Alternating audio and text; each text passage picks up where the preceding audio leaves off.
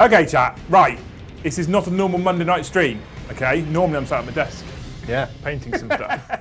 We're trying something very different tonight for a couple of reasons. We have got the amazing, the beautiful, the stunning Mr the Warhipster here in the studio. Ta-da! We're trying something very different. And so because he's here, you normally do Me Time Mondays, right? Yeah. Beautiful, stunning. So he normally does Me Time Mondays. However, and so because he's here, today at least, you're all the way down here, so you can't do Me Time Mondays. I'm just watching Kyle wrestle with headphones in the corner, looking really confused. Because I can hear both. Yeah. Okay. So basically, it's because I'm watching. If you close down the video on Josh's channel on Google, you will no longer get the delay, the echo.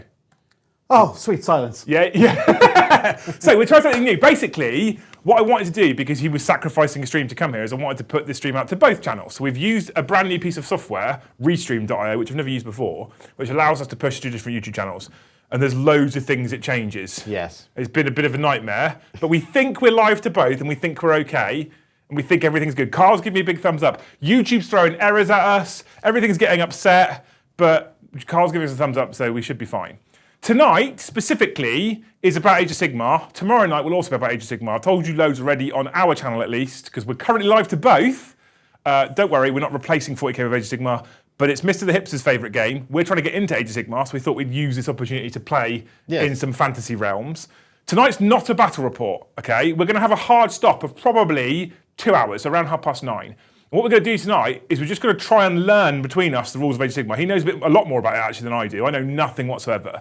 So if you've never played Age of Sigmar before and you're looking at getting into this game, because Age of Sigmar 4 is coming later this year, Games Workshop showed us that at the Adepticon reveals, this might be a reasonable stream to sit and watch and go back to and sort of re-watch as we try and learn the game rules. Because typically our audience at least is 100% near enough 40k focused, and some people also play other games, right? So we're not going to get to turn 5 and determine a winner tonight. But we are going to try and do that tomorrow night when you play Joe. Yes. And tomorrow night we're also going to stream out to both channels. Yes, and hopefully we'll fix any issues that we might have. I mean, again, Carl's given us a thumbs up, so we might be okay, all right? So instead of just doing a hobby stream, or we were going to sit and do a Liam and Josh show, we thought we'd do this instead of push it out to both. What was the wobblies for? Nothing, it's fine. Don't do that to me, Kyle. Don't do that to me. We're very anxious right now. Anyway, thank you so much for joining us on this Monday evening. You wonderful people. If you're from our channel, thank you for always turning up at 7:30 on Monday evenings. You're amazing. If you're from Mr the Hipster's channel, welcome you wonderful people. Welcome to the Great Hall. This is my humble abode. This is. We are doing this stream tonight. We're doing a interview podcast show tomorrow daytime that will be pre-recorded that will go up on the channel later. And then we're going to do another stream tomorrow night to both channels, which will be Joe with his vampires. What are they called? Soul-Blight Grave Thank Lords. you. Vampires versus your Stormcast Eternals. Yes. Old-fashioned Space Marines. Yeah. Rather than doing death versus death, because I thought maybe that would be a little bit boring for everybody to watch. I have no idea. It would be. I have no idea at all. If you are new here, please make sure you go ahead and smash all those magical YouTube buttons for us. Hit that like if you enjoy the content. Smash subscribe if you haven't already. And you can hit that bell notification icon if you want to be notified every single time we go live or drop a new video. Alternatively, you could become a member of the Great Hall, in which case Discord lets you know every single time we go live or schedule a video or drop a new video. And it's significantly more efficient than the YouTube notification bell is. So if you are in the Great Hall, do you have Discord that does the same thing? I have a Discord and it does not do the same thing because I don't know how to do that. I can show you. You can show me. Because you're a professional and I'm an absolute rank amateur. Subscriber numbers wouldn't show that. Right, you wonderful people. So tonight what we're going to do is we're going to learn how to play Age of Sigmar. I have a rule book. Yep. Josh has a rule book. Yep. I have a battle tome. Yes. Josh has a battle tome. I do. And we're going to play. So we don't have a mission. We don't have... we sort of have a mission. We do have a mission, but we haven't made... Like, this isn't a battle report format. Yes. So I don't want you to think it's going to go turn 1, turn 2. Like, that's not what we're doing tonight. We're just here to enjoy ourselves, talk to you guys, try and answer any questions. I'm probably going to have loads of questions. Yes. So even in deployment, I got confused. Because I was like, because you said, oh, you deployed first, so you go first. What? Yeah, it's whoever gets their models down first goes first. Oh. Well, I have you less. did. I have, yeah. There's a brand new thing for me straight away. Yeah, it's not there's not an immediate, there's not a first roll off. There is roll off for priority in every turn henceforth though. That's how the double turn stuff. That's how the double turn can happen. I don't like getting double turned. What, turned, teamed. Anyway, if you are watching from our channel, if you're from the Great Hall and you don't know who this beautiful human being is, we've raided him a few times in the past. He's been involved in loads of vagging. This is Mr the Hipster. So he has a channel which is tagged in the video title, right? If you click on that little tag, it should take you over to his channel. If you haven't already, go over there very quickly, hit that subscribe button. Josh, I've said this to you off camera already, and I'll be very open about this on camera, and I'll probably mention it again tomorrow on the interview, but Josh is the reason why I started enjoying painting tutorials again. It's genuine, because I got to a point where I got sick and fed up of going to a painting tutorial, and they go, right, so we're going to show you how to paint this Space Marine in 4 easy steps. Step 1, 18 zenithal highlight layers with an airbrush. Yes. Like, oh, that's not one step then, is it? Yeah, I mean, that was, so when I've been doing Warhammer for a long time in my life. Yeah. Long time. And I, as we all do, take breaks away. And one of them was when I was in London and I hadn't done it for 18 months. And I came back to the hobby and I was like, ooh, I want to paint some tanks. So I went on YouTube, discovered that YouTube was a thing for Warhammer content. Because I thought I still had that mindset from when I was like 15, 16, and I was like, there's only me and the 6 mates that I play this with that actually know what Warhammer is. So there isn't going to be any YouTube content, but there was. And I was like, I'm going to look up how to paint a Space Marine Rhino. Didn't find a single one that didn't require an airbrush. Yeah. And I was like, I'd just been through a breakup and I didn't want to spend loads of money on it. So I was like, I'm not going to buy a £300 airbrush. And then when I made the channel like 3 or 4 years later, I was like, I'm never going to make it. I never wanted anyone to be in a position where if they pick up one of my videos, they suddenly go, I have to learn an entirely, completely different new skill type of thing to actually do the thing that you're trying to, because you always kind of, I think the thing with Warhammer often with painting tutorials is you get a new model and you might look up how somebody else has done it. And that's a spur of the moment thing. Yeah. Rather than you plan in sort of 6 months ahead what video you're going to use to do which, when, and what. So it's like you don't want to have that thing of you open up a video and you go, yeah, we're going to do. Well, I've done it before. You open up a video and then you end up ordering the things that they take, specifically like paints that you say they tell you to order. And then it gets to a point where the paints turn up and you've kind of lost interest and it's taken a while. And because there's some rare, because I feel like every hobbyist painter, I feel like a lot of them seem to feel this need to use this random obscure colour you've never heard of just because it makes them a bit edgy over everybody else. Yeah. So what Josh typically also does, chat, is he also typically mostly, in fact, almost completely uses GW paints, from what I've seen at least. Yeah, almost entirely. The only times I won't do it is if I'm like doing something that's sort of non-new GW or I'm reviewing something. Yeah, of course. Which is something that's also appealing to me because I've got tons of GW paints, almost nothing of anything else. Yeah. One thing I will say, if you are someone who struggles with painting or you're new to the hobby or you're getting back into the hobby, one of the reasons why the Hipster tutorials are absolutely glorious is because he starts every model basically with a basic contrast paint. Now, contrast paint is a reasonably recent tool in the world of Games Workshop within the last 5 years. Yeah. And it's phenomenal if you know how to use it right. When I first used it, I hated the stuff. As most people did, because it didn't land well. And the other thing was my local GW Southampton, who are wonderful, they're all amazing people, had a row of like grey-seared Space Marines. I went, here, try contrast. It looks shit. But it does look bad on Space Marines because it doesn't sit nice on loads of smooth panels unless you know how to apply it. Did they also hand you a medium shade brush Probably, as well? yeah, probably. Yeah, it's always the way. So if you want to know how to get... Yes, they did. Here's a medium shade brush. It's just one heavy coat and it'll look fantastic. Yeah. And it's like, it doesn't. And it looked absolutely terrible. So if you want to get stuff on the tabletop relatively quickly, I would genuinely go and check out that channel first. I'm not saying because he's just here, because I hope you all know by now I wouldn't review a product that I wouldn't happily use myself. And like this army over here, the Flesh Eater Courts is all your own work with your contrasty paints and stuff, yeah? There you go. So there's videos for all of this. So tons and tons of content. Yeah. Anyway, tonight we're here to say thank you, wonderful people. Obviously, it's a stream. We always have a target of 100 members. And Kyle has actually got, if you're watching on either channel, Kyle's got both chats in front of him, right? I've made his life even more difficult tonight. It's like Minority Report, that. He has the hardest job on the channel anyway with producing, and now I've made it slightly more difficult because there's 2 chats that he's got to read. So if you decide to gift, become a member, or super chat, he will capture it. But because we're going to be up at the table, he might just not choose to interrupt us. But today's a chill one. It's not a battle report, so he can just interrupt us if he needs to or wants to or just feels like it, right? Yeah. Because we're not telling you how we're playing. Because I'll be honest with you, I haven't got a clue what I'm doing. That's fine. Good. That's fine. I don't really either. How is chat, Kyle? Are they good? Yeah, really good. Everyone's saying hello. Hello. Hello, Mr the Warhipster's chat. Hello, Mr. the Hello, Hipster's Mr chat. the Dempsey's chat. Hello, we are all we are all chat. Now, this is something, one of the reasons why we had this plan, actually, I'll be honest, we had this planned in, we started planning this in before Christmas, and the intent originally was to come and play Old World, but then Games Workshop's Old World releases are slightly slower than my nan, and she's been dead for over 10 years. Wow. So she's really, really slow. It's quite slow. Yeah. And Joe's built the Bretonnian army and just started painting it, so that wasn't going to be realistic.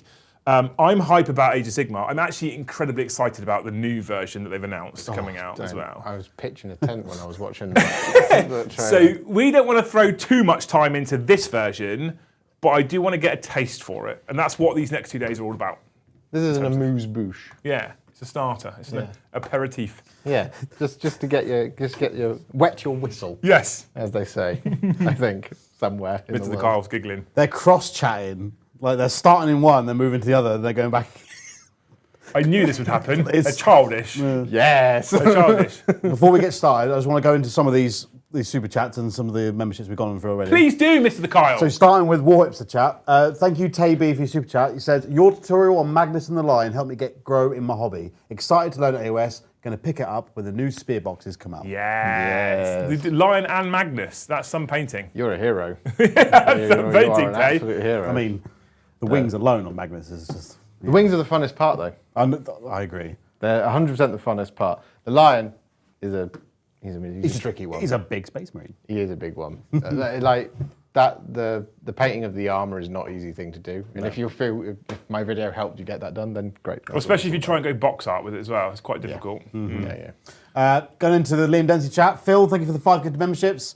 Big Ron, thank you for becoming a Scald member, all on his own. All by his own All self. on his own. Oh, wow. Tim Shazer, thank you for the super chat, said, Post Joe is a national treasure who must be protected at all costs. At all costs. At all costs. The Lord of Cinder, I can love that name, by the way. Thank you for the super chat, said, so excited to see AoS from you guys. Has anyone else thought that maybe Joe hates orcs because he talks like one? I mean, he basically is one. If he was green, you'd think he was an orc. Yeah. He smells like an orc. He walks around like an orc. Yeah. I think he's more like a hobbit. Really? He's just I don't even think quite a homebod, isn't More he? like the river folk. I mean, he eats a lot. Yeah, Yeah, that's what I he's mean. constantly snacking. Ask Kyle when he plays Call of Duty with him. Yeah. Constantly snacking. No, I know, I'm on the other end of it. Mid-tier mediocre, thank you for the super chat, said, I legit just thought those were the voices in my head. All being happy about seeing AoS in this channel, because also Yeah. the repetition of the voices. Stu Will, thank you for the 5 good memberships. Stu Will, thank you for the super chat. Said, I would like to say thank you to the Mr. the Warhipster. I painted my Ragnar Blackmane over the weekend, and I watched his tutorial. I got a lot of really great tips and finished it on Sunday. My best model to date, so thank you very much. I waited for that Ragnar Blackmane model for ages because I loved all of the Primaris characters, and I did all of them as they came out. I didn't necessarily do videos for all of them. I hadn't started a channel when most of it had come out, but I was desperate for the Ragnar model to come out, and then the pandemic hit, and it delayed Prophecy of the Wolf. I was told, right, so it was like, your Prophecy of the Wolf box has been dispatched, and I was like, get in, that's what I'm going to be spending all that time to do. Next day.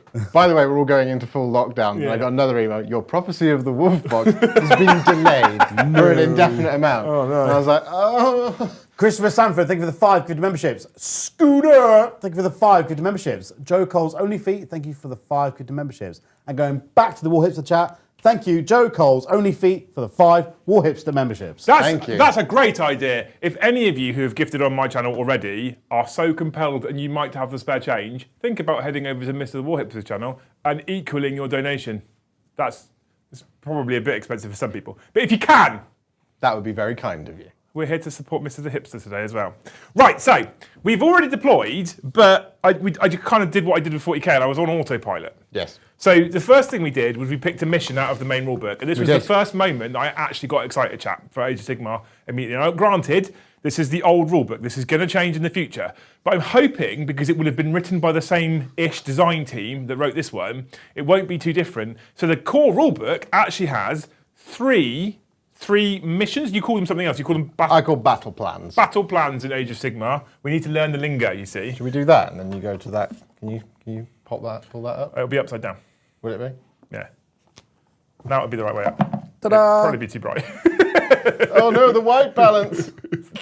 There you go. It's because we normally have it in a dark dice box, you see. Yeah, I so understand. frontal assault. So there's three main battle plans in the rulebook, right? Frontal assault and 2 others. And basically, depending on which one you're in, it adds another objective marker, right? Yeah. So in frontal assault, we have on top down, Mr the Carl, pretty please, if you could please, thank you please. We have 3 objective markers that are 15 inches apart across the centre of the battle grid. Now, we do have 2 2,000-point armies on the table. The deployment zones, very simple, straight across the middle. That's your deployment zone. That's it. Yep. Job to good in. The only rule for deploying is you had to be 9 inches or more away from enemy territory. So because we split the board directly in half, that half is Mr the Hipster's Flesh Eater Court's territory. This half is my Sylvaneth territory. So he couldn't be within 9 inches of my territory, so he's on 9 inches here. And I couldn't be within 9 inches of his territory, so I'm 9 inches away. So there's an 18-inch gap between us. Yes. And that becomes important for things like where you have sort of like, you have this with the Sylvaneth, you have territory-based abilities. So if you open your book up, what you'll have is you'll have something where you pick 3 terrain features within your territory to be overgrown terrain features.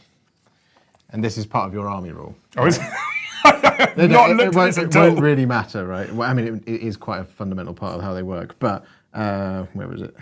Should be in here somewhere.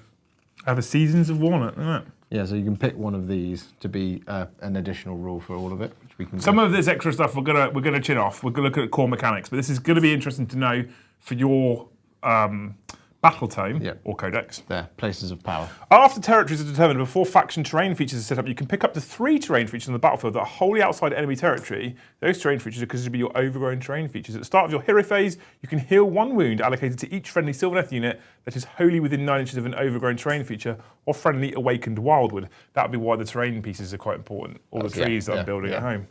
So a lot of this stuff for tonight at least, a lot of this stuff, chat, we're not going to use because it's just extra army rules to remember. Today we're going to try and just get down the core mechanics of Age of Sigmar because there are some fundamental differences to 40k, right? But there's a lot of stuff that I've noticed when I skimmed through this a little while ago that makes the army quite customizable to how you want to play. And I've seen for quite a few of them, there's lots of different ways you can play each faction and different things you can lean into. So you can go into more kind of Dryad or Tree Lord base or Monster Heavy, all that kind of stuff. Which is exciting. Yeah, it's something that I thought was going to happen in 40k and so far hasn't.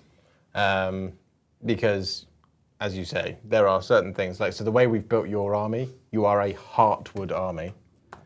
And a Heartwood army means you can have your Kurnoth hunters as your battle line. Yeah. Which then meant we could fill your 3 battle line slots with that, and that. Okay. And then they have rules for Heartwood, which lets you, so your Heartwood chapter tactic, for lack of a better word, is you pick 3 of my units and you get +1 to wound against them. That's cool. I'm into it. That type of thing. And then it just keys into using the Kurnoth hunters en masse within your army. So for me, I have Hollowmourne, which is my Grand Court, whatever it's called, which let me take these guys as battle line, which meant that I didn't have to paint 60 ghouls. Important. Very important. Yeah. So we picked the first mission, which is called the thingy, but It's called Frontal Assault. Frontal Assault. We'll put the objectives down. Do you know one thing? So here's a big difference straight away. Here's an immediate big difference for Age of Sigmar, which I absolutely love. So it told us, suggested terrain map sizes for armies. We're 2,000 points, so 45 by 60 was the suggested size. And then it simply said, for a battle of this size, I think it was 4 to 8, or was it 8? It's 8 terrain pieces. 8 terrain pieces. Yeah. Just put 8 terrain pieces down. Doesn't matter where. None of this L-shaped nonsense or building symmetrical ruins. Put 8 terrain pieces down. Yeah. I'm instantly in love with that. Yeah. It's. I mean, we don't build tournament tables on the channel anyway for 40k. Joe, I just let him loose in the terrain room and he let his creative juices flow and he makes cool tables. Makes a mess everywhere. He makes a mess everywhere. I have to constantly hoover. Vacuum for you Americans. But he does make amazing tables. But one of the things Joe does have to do, and we talked about this off camera before we went live, one of the things Joe has to do is he has to kind of saturate the table a little bit with terrain for a couple of reasons. But the main reason being, line of sight blocking is fundamentally key to 40k, having some semblance of balance. The reason being for that is it's 40k, it's sci-fi. Everyone's got big guns and tanks and cannons and all kinds of stuff. Some of them, the line of sight blocking terrain doesn't even matter if you're rocking things like D cannons. So giving other armies things like cover bonuses is also fundamentally important to 40k if you get a balance. If you had Planet Bowling Ball and I ran World Eaters against heavy shooting Eldar, I just flat lose. Yep. There isn't a game. So for Age of Sigmar, it's 8 terrain pieces, off you go. And that was it. We have 2 units that can shoot. 3, 2? You have Alariel, if you pass me your book. Yeah. Alariel can shoot by throwing that spear. Yeah. And I think Durthu can also do something. Also, by the way, for the Sylvaneth, big shout out to Chris Galloway. I don't know if he's in chat. I think he's on nights tonight, so I don't think he can be in chat. But this Sylvaneth army is his, which he shipped over via Royal Mail to the channel from Northern Ireland so that we could use it. What a legend. And they are absolutely fantastic. They're very as pretty. well. He's done a very nice job. What a legend. So Alariel the Eber Queen has the Spear of Kurnoth, Yeah, where she just lobs that great big spear and then it just comes back. of course. And then you have Spirit of Durthu, which has the Verdant Blast, Okay. where he just So we've got some guns and stuff. Yeah, but that's it. That's Okay. the only, because that's not a Tree Lord Ancient, that's a normal Tree Lord. You have Strangle Roots here. So my big monsters can throw things. and Your strangle big you. monsters can do throw things. I have 0 ranged weapons in my entire You know how army. much that makes me happy. As a World Eaters fan, you know how much that makes me happy. That makes you very happy. No guns. My Stormcast is a different story, but Joe will find That's out a Joe tomorrow. problem. That's very much a Joe problem for tomorrow. So, so very basically, we're just going to use the core rulebook. We don't have the not called chapter approved. It's called something else. General's Handbook. The General's Handbook, which is essentially chapter approved. We're not using those tonight. We're just getting very core mechanics down, which means there might be some updates to things that we're not using because we didn't really want to mess around trying to delve into all of the updates, FAQs, etc. We're just using core battle tomes, core rulebook to learn the basic mechanics, right? Cool. Yeah, and we're not using things like, if anybody asks, if we're using things like the I think it's called the Andtorian locuses and things like that. That's General's Handbook stuff. It's just we're not doing it. That's like additional mission type rules, etc., right? Yeah. Okay. Yeah. It's like what they did in the tail end of 9th edition with the what were they called? Chapter approved. Where they went, here's the season, here's the new secondaries everything gets. Yeah. Oh, and by the way, we have a focus on these guys, they can do that. So scoring in this game is also simpler, but we'll go through that as and when if it becomes relevant, Yes. right? So we have deployed 2,000 points. I did put stuff down first. Josh put stuff down second. So strictly I get first turn, Yes. and we just start moving stuff. Well, you have your hero phase I have a first. hero phase first, is Yes. that right? Yes. So there's no roll-off required, Mr. the Kyle. We can just go straight into turn 1. We can. Good. Why not? Turn 1. You'll also notice we have fudged the scoreboard to make it fit for tonight. I've had to do some manual updates. Manual updates means I do have fancy graphics here, but they're manually inputted. Yes. When we go to the top-down scoreboard, some of the numbers are misaligned. In fact, the main score here is slightly misaligned. What normally happens is, when we run our scoreboard program, which is a custom-built program, and we pick our armies, the army pictures that go in then drop all the numbers in the right places. Yep. So because we have had to put manual photos in, it hasn't dropped the numbers in the right places. I feel like for 2 nights we can live with it. Yeah, we can. And then for Age of Sigmar launch, whenever that happens, we will then look at making a more permanent change to the scoreboard for Age of Sigmar specifically. Yeah. So I've done what I can, but we basically don't have any names that come up with all the... It's just going to be Team Blue, Team Red. Yeah. I'm Team Red Blue. versus blue. Red versus Blue. I'm Team Blue, you're Team Blue, you're Team Red. There we go. So we go into the command phase, and we each get... Hero phase. I'm going to do this a lot, by It's the going to way. be a long night. It's fine. I will be only pedantic when it's funny. No, I need you to be, because it's a whole different language. So hero phase, some things are similar. We still both get a command point in the hero phase. We do. However, You get an extra I'm one. going second, so I get an extra one. And both our generals are on the battlefield, so we also get an extra one. So I'll read it out for everybody who's playing along at home, of course. After determining who will take which turn, the player who will take the first turn receives 1 command point, and the player who will take the second turn receives 2 command points. So I have 2 of the finest command points, because I'm going second. In addition, command points allow you to use command abilities. You receive command points at the start of the battle round after priority is determined. In addition, if your general is on the battlefield at the start of the hero phase, you receive 1 command point. Okay. At the end of the battle round, any command points that have not been used are lost. Right, okay. So I will have 3 and you will have 2. So you've got 3, I've got 2. Yes. CP. You hear that, Mr. Kyle? No. I need 2 CP, please. He needs 3 CP. And if we do a turn update, not a battle round update, we need to minus the additional one that the system will give us automatically because it's programmed for 40k. Yeah, you will just need to just obviously grab my I attention. will continue to remind you, don't you worry. Only because there's a lot going on. Yeah, I don't envy your job tonight. No. It's like there's a lot coming in. Like it's. So we I'm will gonna need a minute to just throw it all later. Yeah. We will each gain a command point every hero phase.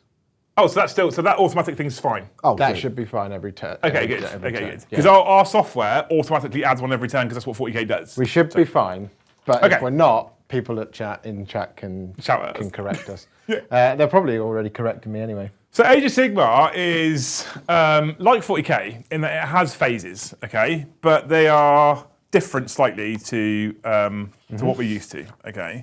So the game is broken down into a number of phases. 6 of them. 6 of them. That's what I was about to look for right now. Page 253, dear. Shut up. Hero phase. Yes. So command for us 40k people, command phase, right? Movement phase speaks for itself, movement phase. Shooting phase speaks for itself, shooting phase. Charge phase, combat phase, battle shock phase, which is morale, right? That's correct. So in essence, it's the same now as 10th. As 40K. 9th. Because you no longer have a battle shock phase in 10th. That's all rolled into the yeah, I command guess, phase, yeah. isn't it? It's basically this is. But 9th still had a psychic phase. Yes. Well, so spells happen in our hero phase. Oh, I like it. You will be able to cast some magic in a moment. Okay, cool. Because you have many wizards. So you hero before you move before you shoot before you charge before you fight, and then you fight before you test to see if you're brave enough. That's correct. Easy, isn't it? Easy, isn't it? Easy. Yeah. Cool. Okay. So I'm going to start looking at some hero phase stuff because basically in your hero phase, all of your characters have battle tome things, right? That look like these here, right? Big pages full of rules. Now that one is pretty exceptional because that's Areola, the Everqueen. Is that essentially just a codex?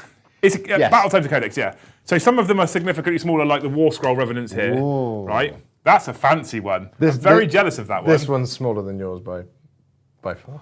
But look how pretty it is. That's- Oh, I mean, this is one of my favourite things, right? When you're thinking about narrative-based stuff. There's the front of the Flesh Eater Court's book, but that's how they perceive themselves.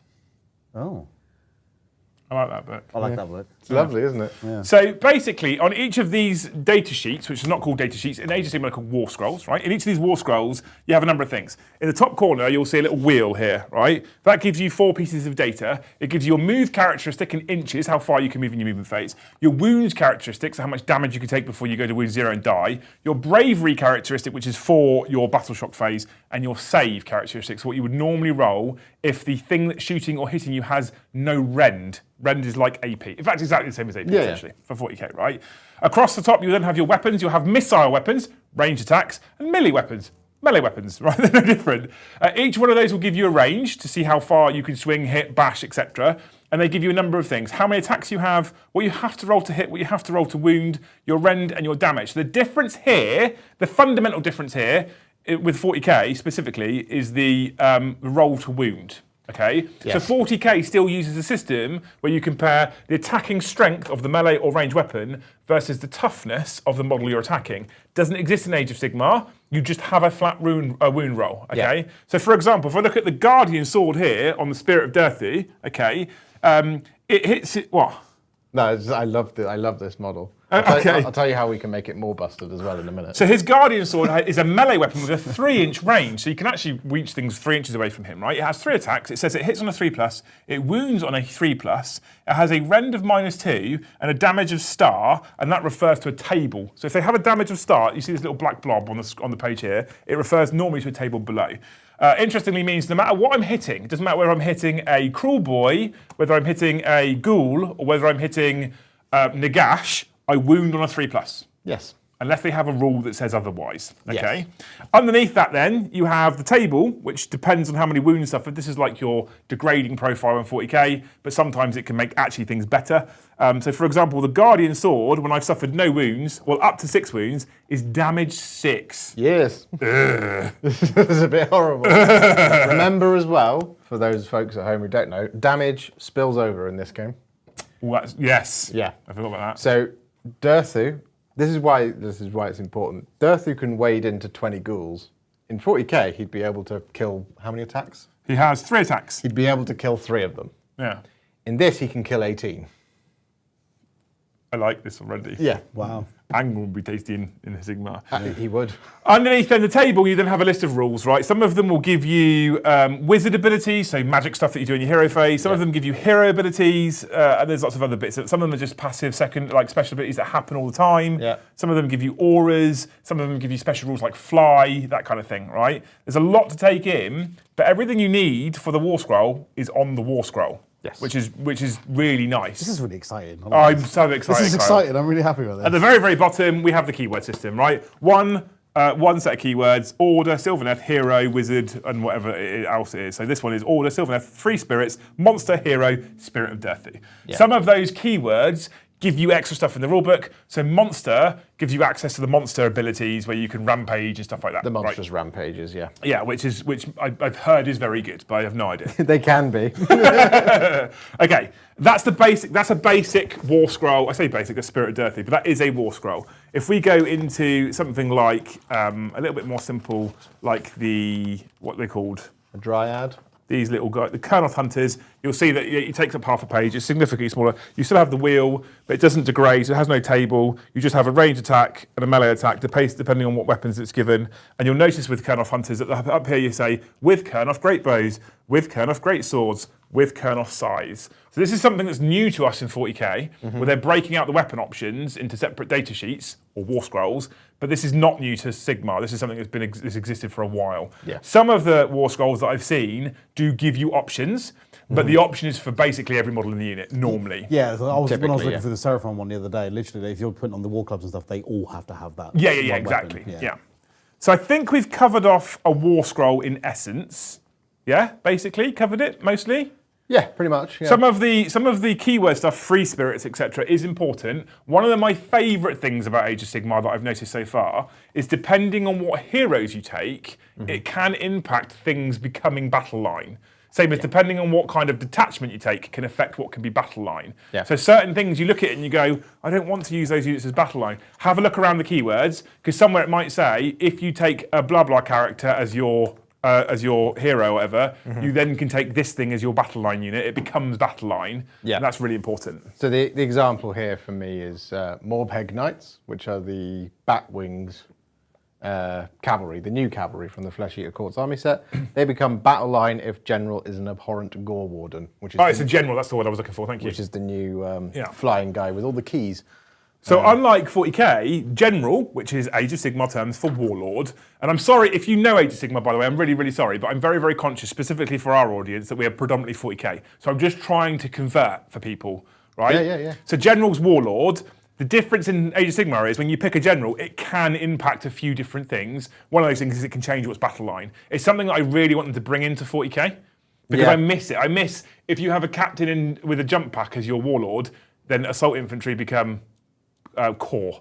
That's the sort of thing I quite miss. Yeah, I think it would be good if it came in, and also if battle line actually meant something other than you can take six. We won't double down that rabbit hole. But I mean, look, it doesn't mean much in here. It's a fulfill your army requirement. Yeah. So in terms of the construction of your army. So as Flesh Eater Courts, for example, if I do Gristle Gore, I can take zombie dragons as battle line, which means I can field an all dragons army. It's an all zombie dragons army. But you can do that as well with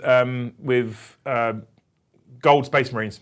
Stormcast, yes. Thank so you. If you, it's changed a little bit recently because poster boys. Ionis Cryptborn has appeared with the Cryptborn Stormwing. But if you take him as your general, or if you take the Knight Draconis as your general, you can then take Stormdrake Guard as battle line, which then means you can field an entire army of dragons. What we don't have in Age of Sigmar is a limit as a rule of 3. That doesn't exist. Oh, really? It does not exist. What you have is unique characters like Ilariel. You can't take endless Ilariels. If you tried, she's 800 points. So good. Have fun. Two 2,000 points. She's very good. She's not 1,600 points to 2 of them good. Although that does, as you'll find out later, you get 2 of her anyway. Because she can summon. And if she dies, she might come back. Yeah, she's very, very, very, very good. Well, some people on the internet will disagree with me.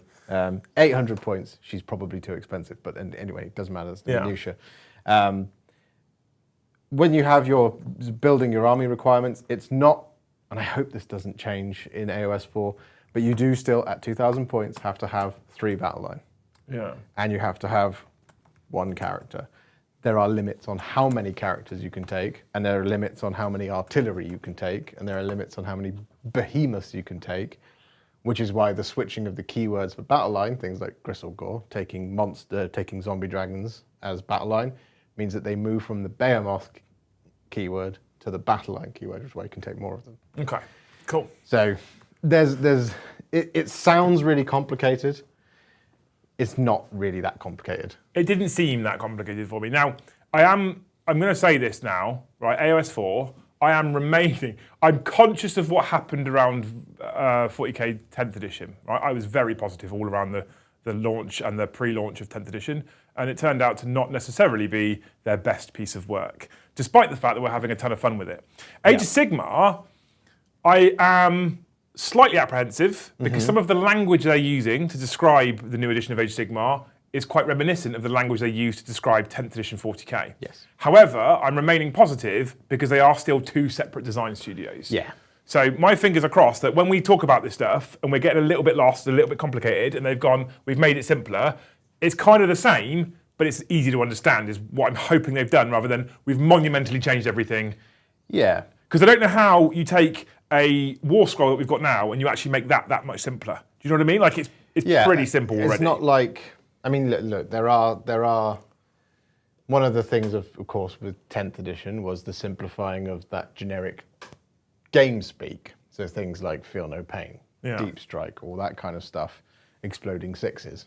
Even though they called it sustained hits, they should have just called it exploding sixes. Because it's like, that's what people call it. Yeah. Anyway, there are some legacy terms like deep strike. So like I've got people in reserve.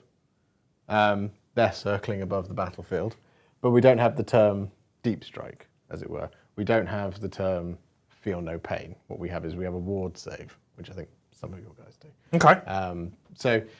Which is on the war scroll though, right? Yeah, it will be on there. Yeah. Okay. So one thing I hope that we don't see is a universal special rules for AoS, because I don't think it needs it. Having it all on the war scroll. This is what it was in 8th and 9th for data sheets, so everyone forgets. Because things that would have from Golden Light They Come would have from Golden Light They Come in the Custodian's book. I much prefer everything being there on the card. Do you know what? I don't mind them employing a keyword system for deep strike. Yep. As long as it's still on the war scroll. As long as it's... And all that means is the language is the same. Yeah. So when I come up to you and I say, I have a deep strike, you go, oh, I know what he's got. Because I've seen it in the rule book, but it's still on my card.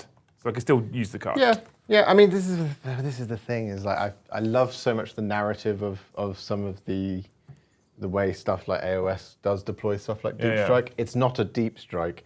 It's golden storm warriors stepping out of a thunderbolt. Cool with it. Yes.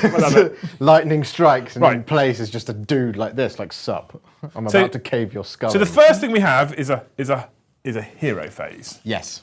At the start of the hero phase, starting with a player whose turn is taking place, each player can pick one hero to perform a heroic action. Yes. See 7.1. Do that in a minute. Each player receives one command point. We've done that if the general's on the battlefield. In addition, in your hero phase, you can use friendly wizards to attempt to cast spells, friendly priests to chant prayers and attempt to banish invocations, and both to attempt to dispel endless spells. In the enemy hero phase, you can use friendly wizards to attempt to unbind spells. So my hero phase, right, we've already both got the command point anyway. I can cast spells. I can cast endless spells. We don't have any endless spells. I can chant prayers. What Josh can do is he can attempt to dispel endless spells. Right? Correct? Yes. Good. Okay. There we go. A unit with the hero keyword on its raw scroll is a hero. Funny that. At the start of the hero phase, you can carry out one heroic action from the table below with one friendly hero. The effect of the heroic action is treated in the same way as the effect of an ability for rules purposes. We have heroic leadership, heroic willpower, the finest hour, and heroic recovery. Best day ever. Best day ever. So heroic leadership, pick a friendly hero, add 2 to the roll for if your general's been slain. On a 4+, you receive a command point. So I could just go every turn, roll a dice, 4+, get a command point. That is pretty much what everyone does. And if I have a, if my general's dead, I get +2 to that because if your general has been slain, yeah, that seems weird. Add 2 if he's been slain. Add 2 to the roll. Does that make it harder to get or better to get? It's better to get it if it's +2 to the roll. So on a 2+ if your hero's dead, you get a command point. So that could be seen as a strat as well then. You get more command points if your hero's dead. Yeah, but you don't really want to just like throw your general away. Heroic willpower. Pick a friendly hero that is not a wizard, and he can do a wizard spell. Yeah. He can dispel a wizard spell. Yeah. Right. Their finest hour. Make him good. Yeah, you can only do that once as well. Add 1 to the wound rolls for attacks made by that hero until the end of the turn. Add 1 to the save rolls for attacks that target the hero until the end of the turn. You cannot carry this heroic action with the same hero more than once in the same battle. And the final one is heroic recovery, where you can regenerate wounds, basically. Yes. So I'll pick any hero, doesn't matter, Alariel, right? Yep. And guess what? I'm going to go for heroic leadership because nothing else makes sense right now. Yeah. Right? Because +1 a wound that I can use once per battle is kind of pointless if I don't make combat in the first turn. Exactly. 4+. I gain a command point. I'm going to do the same thing. I don't. Because you can do that in your enemy command phase. I can, yeah. Hero phase. Yeah. So every hero, so each of us can do, starting with you, because you get to choose first, then I get to choose. Then you will do all of your, if you have any hero phase command abilities. So it then says do hero phase command abilities. One of them that you get generically in the rulebook is rally. If you're running away, run away. I don't need to rally. We've just started. So I'm going to guess that Ariola has hero abilities. How do you know if it's a hero ability? So it will specifically say in your hero phase you can do. In your hero phase, you can heal up to 2d6 wounds allocated to this unit. 2d6 to her. Yep. Yep. She's not wounded, that's kind of pointless. In addition, once per battle at the end of your hero phase, if the unit's been destroyed, you can roll a dice and see if she comes back. Yeah. LOL. And then she heals 2d6, so she's back to normal. Yeah, she's good. 800 points, good. She's all right, isn't she? Yeah. She has a metamorphosis spell, okay, because she's a wizard. I'm a wizard herald. This unit can attempt to cast 3 spells in your hero phase and attempt to unbind 3 spells in the enemy hero phase. If this unit is part of the Sylvaneth army, it knows all spells from the lore of the Deepwood in addition to the other spells it knows. And you get some in the core rulebook. Magic Missile. Yep, and Arcane Bolt and Mystic Shield. Yeah, Arcane Bolt, Mystic Shield. So a shooting attack that does mortal wounds, a smite, and a Mystic Shield is like an invulnerable save, right? +1 to your saves. Yeah. Okay, there you go. See, he knows more than me. I have Metamorphosis, where you can pick units within range of the blah, and I have a whole bunch of other spells. I'm going to look at those spells now, whilst Mr. the Kyle talks to chat because he's looking stressed over there. Lots of things are coming in. I'm not stressed. I'm loving this. Loving life. So I'm going to jump into the Warhipster chat first. Cameron, thank you for the super chat, said, hope to see a horrid full dragon Stormcast list tomorrow. It was going to happen, but then I had to get on a train. Ah. So that's lots of boxes. Instead, I bought lots of Judicators to shoot Joe's vampires. Good. Wee. Tim Chaser, thank you for the 5 Warhipster memberships. Yay! Thanks, Tim, for going over there and doing that. Carla Hodgie, thank you for the 5 Warhipster memberships. Yay! Thanes is totally not a cult. Thank you for the super chat. Said, love to see the top down on this channel. Mr. the Emperor should consider using a top down view on his channel. How tolerant of language are you on your channel, Mr. the Hipster? I usually have a quite high very low tolerance for it. Oh. We will save that for after the camera. Reza Prime, thank you for the 5 Warhipster memberships. Hey, Rich! Thanes is totally not a cult. Thank you for the 5 Warhipster memberships. Yay! Don't You guys are going to get me all misty-eyed. Well, they have said, is it a competition to see who can get to 100 first? And I was like, we love competition on this channel. We do love competition. We do. Moving into the Liam Dempsey chat. Carla Hodgie, thank you for the 5 good memberships. Schooner, thank you for the super chat, said, trying to pay up my 100 ghouls, contrast for the win. But after finishing Usharon was an absolute dream. Waiting on the judge now. Ooh. That video's already here. You can see it. Grand Justice Gourmet. Ooh. Jill, thank you for the super chat, said, this feels exactly like my intro game for AoS back in 2018 with Mr. Chiron talking me through what I needed to know and cool stuff to know for the future. Hashtag Garage Hammer. So what we're going to do as well, when the new, thank you, Jill, by the way, when the new edition does drop, I fully intend to do a series of Learn to Play Age of Sigmar videos on the channel. pre-recorded stuff rather than streamed because we can polish it so it's more digestible and people haven't got to sway through us chatting nonsense and swearing at each other to be able to understand the rules of Age of Sigmar. By the way, you'd be more than welcome to come to the studio and we can make that content together as well. Yeah, if you're I'm up for that. Because I feel like when there's a new edition of 40k, it's kind of a tweak on the last edition and it's relatively easy for me to pick up. The new edition of Age of Sigmar, for me specifically, is going to be learning the whole thing. So we might as well document that process and put it out to you guys if you're interested. I'm very positive about new Age of Sigmar. I'm looking forward to it. You stretched then. Was that just a stretch or were you excited? I'm excited because I just want to interrupt him with going back into the Warhipster chat. James Matthias, thank you for a 50 Warhipster memberships. That's another, we'll slap that into his cumulative. Thank you very much. Anyone, by the way, I need a button. I need a button that's just. Like... We say this. We tend to say this on the Liam Denson channel all the time. But if anyone receives a membership from either of the chats, please say thank you to those that have given it to you, and pass it on if you can, if you're able to. If not, just please make sure you say thank you because on the Liam Denson channel, we like to pass things on. We do. We try and get people to pass. Yeah, if you get gifted one, pass it forward. Yeah. And then next month, think about becoming a member all by yourself if you enjoy the channel, you like the content, and you enjoy hanging out with people. Yeah. Because if you do that. It helps the channel, it supports us here in the studio, it pays for all of the stuff we have, the lights, the studio, the cameras, the action. You like what I did there? It's good. It's good. Yeah, that's good. James Matthias, thank you very much. That's very generous of you. 50 gifts is incredible. Thank you very much. James. Thank you. Going back into the Liam Dempsey chat, Kazarian, thank you for the super chat, said, as someone with 60 Dead Walker zombies in front of me in various states of painted, I feel that avoiding painting 100 ghouls in my soul. I don't really have anything I can do. So I've looked at the Deadwood spells. You've got many spells you can do. The Deadwood spells are all about healing. Oh, are they? Yeah. So I can't do Deadwood spells because they're all about bringing models back, basically, right? So, artifacts of power. Law of the Deepwood, right? Yeah. Each phase, you can start your next hero phase, you can heal one wound allocated to the caster. Regrowth is a spell, right? Pick up a accessory cast, pick one friendly unit wholly within range of visible, you can heal D6 wounds. The Dwellers is a missile spell, 12-inch range. Can't do that one. Harvest, pick an enemy unit within range of the caster, suffers D3 mortal wounds, range of 3 inches. Harmony, right, you can bring a unit, if you pick Dryads, Tree Rovers, Spirit Rovers, you can heal D3 slay models that unit instead of 1, yeah. Right? And then Tree Song, so pick one friendly Awakened Wildwood unit within range of the caster, I don't have one.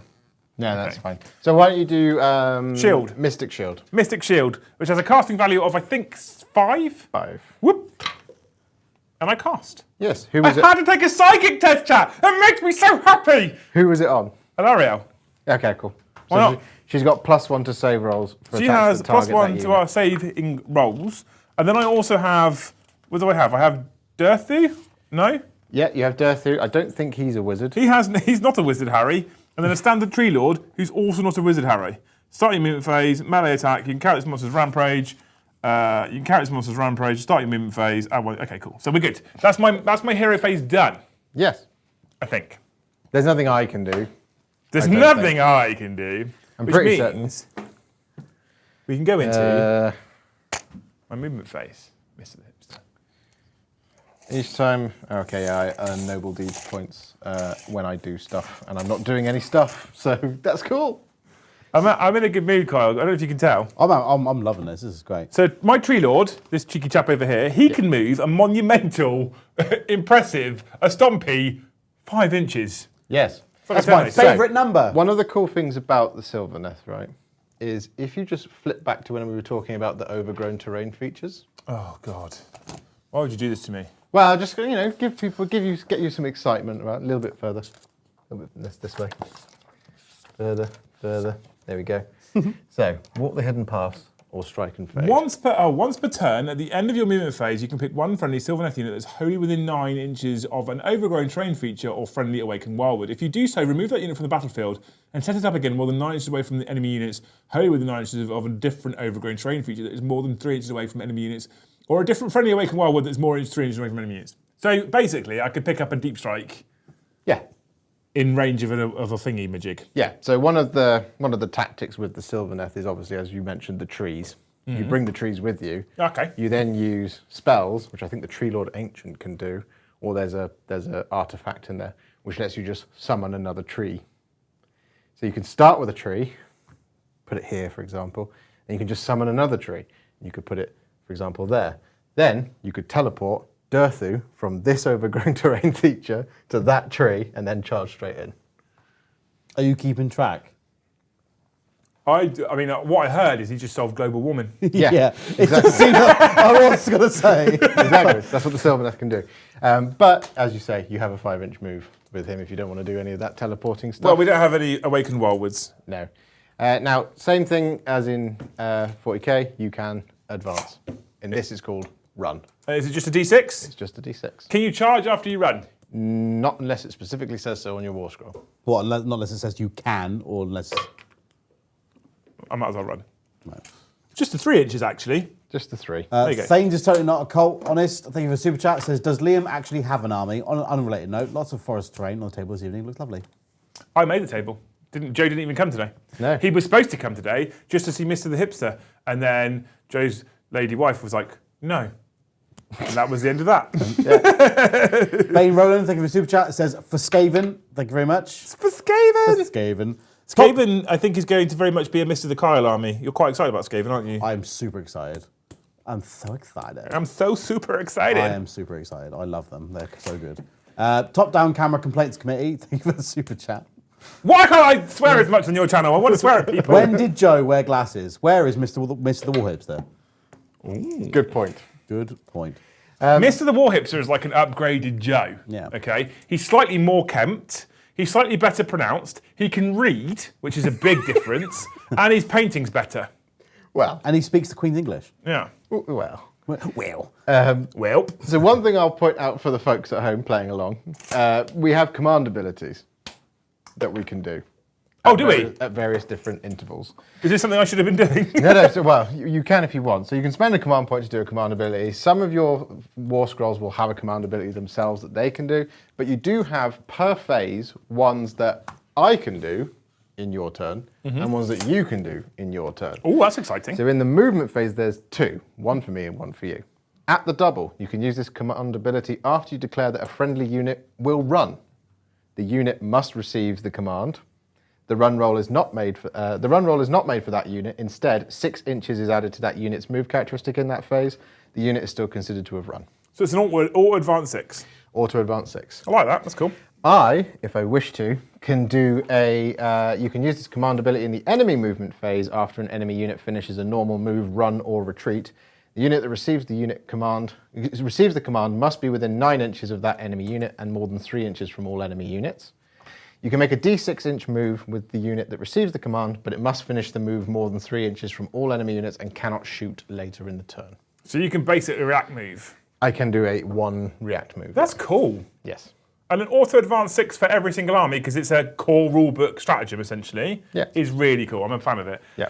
When Ariola, the Everqueen, is on full health, she can move 16 inches. Is this real? 16 inches? Yep. That's a fast little skittlebug, isn't it? It is. We're 18 inches apart, Mr the Hipster. Are you just going to go for it? I mean, I might as well. Hero. All right. Yeah, I mean. I want to do some fighting, don't I? Bane Roland, thank you for the 5 gifted memberships. Oh. Was that the bit you glued back on? Yes. No one tell Chris. He went, Dave Meekin, thank you for the super chat, says, loving this. Please keep explaining the rules for us newbies. So we're going to go for a full 16-inch, but I'm worried about that big Chumbawamba over there. Is he terrifying? He's very good. This wasn't me, by the way, Chris. This was I told you about this. It broke off in the post. We gently glued it back on today. She isn't going to be as sharp when she throws her spear now. It might be a little dull. It's lost its rend. But thank you so much, Bane, your hero. Well, how many members are we on for? Don't worry about his channel, Kyle. What's the number? For us, well, I've got more to get through. I'm just trying to gauge whether people actually Right, care about Age of I'll be Sigmar. completely honest with you. People I love absolutely. I've even got the OnlyFans right in front of me here, and everyone's going, do you know what? This actually looks pretty damn cool. So I actually, right, okay, a slight aside, because this isn't a battle report, we're learning the rules. A slight aside, right? This is genuine story, and I hope he doesn't mind me saying. But my rep from GW, I was talking to him not too long ago, and he said genuinely that the community is crying out for an Age of Sigmar content creator that's a bit more chill, relaxed, and does it to a relatively decent quality, right?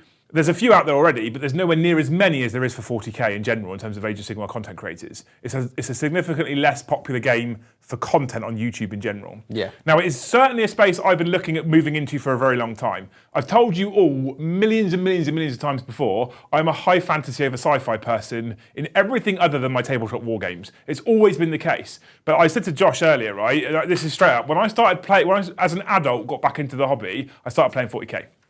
As a kid, when I got into the hobby, I started playing 40k, and I looked at Warhammer Fantasy Battle. I was like 11 or something. Fantasy Battle when I was 11 was quite daunting.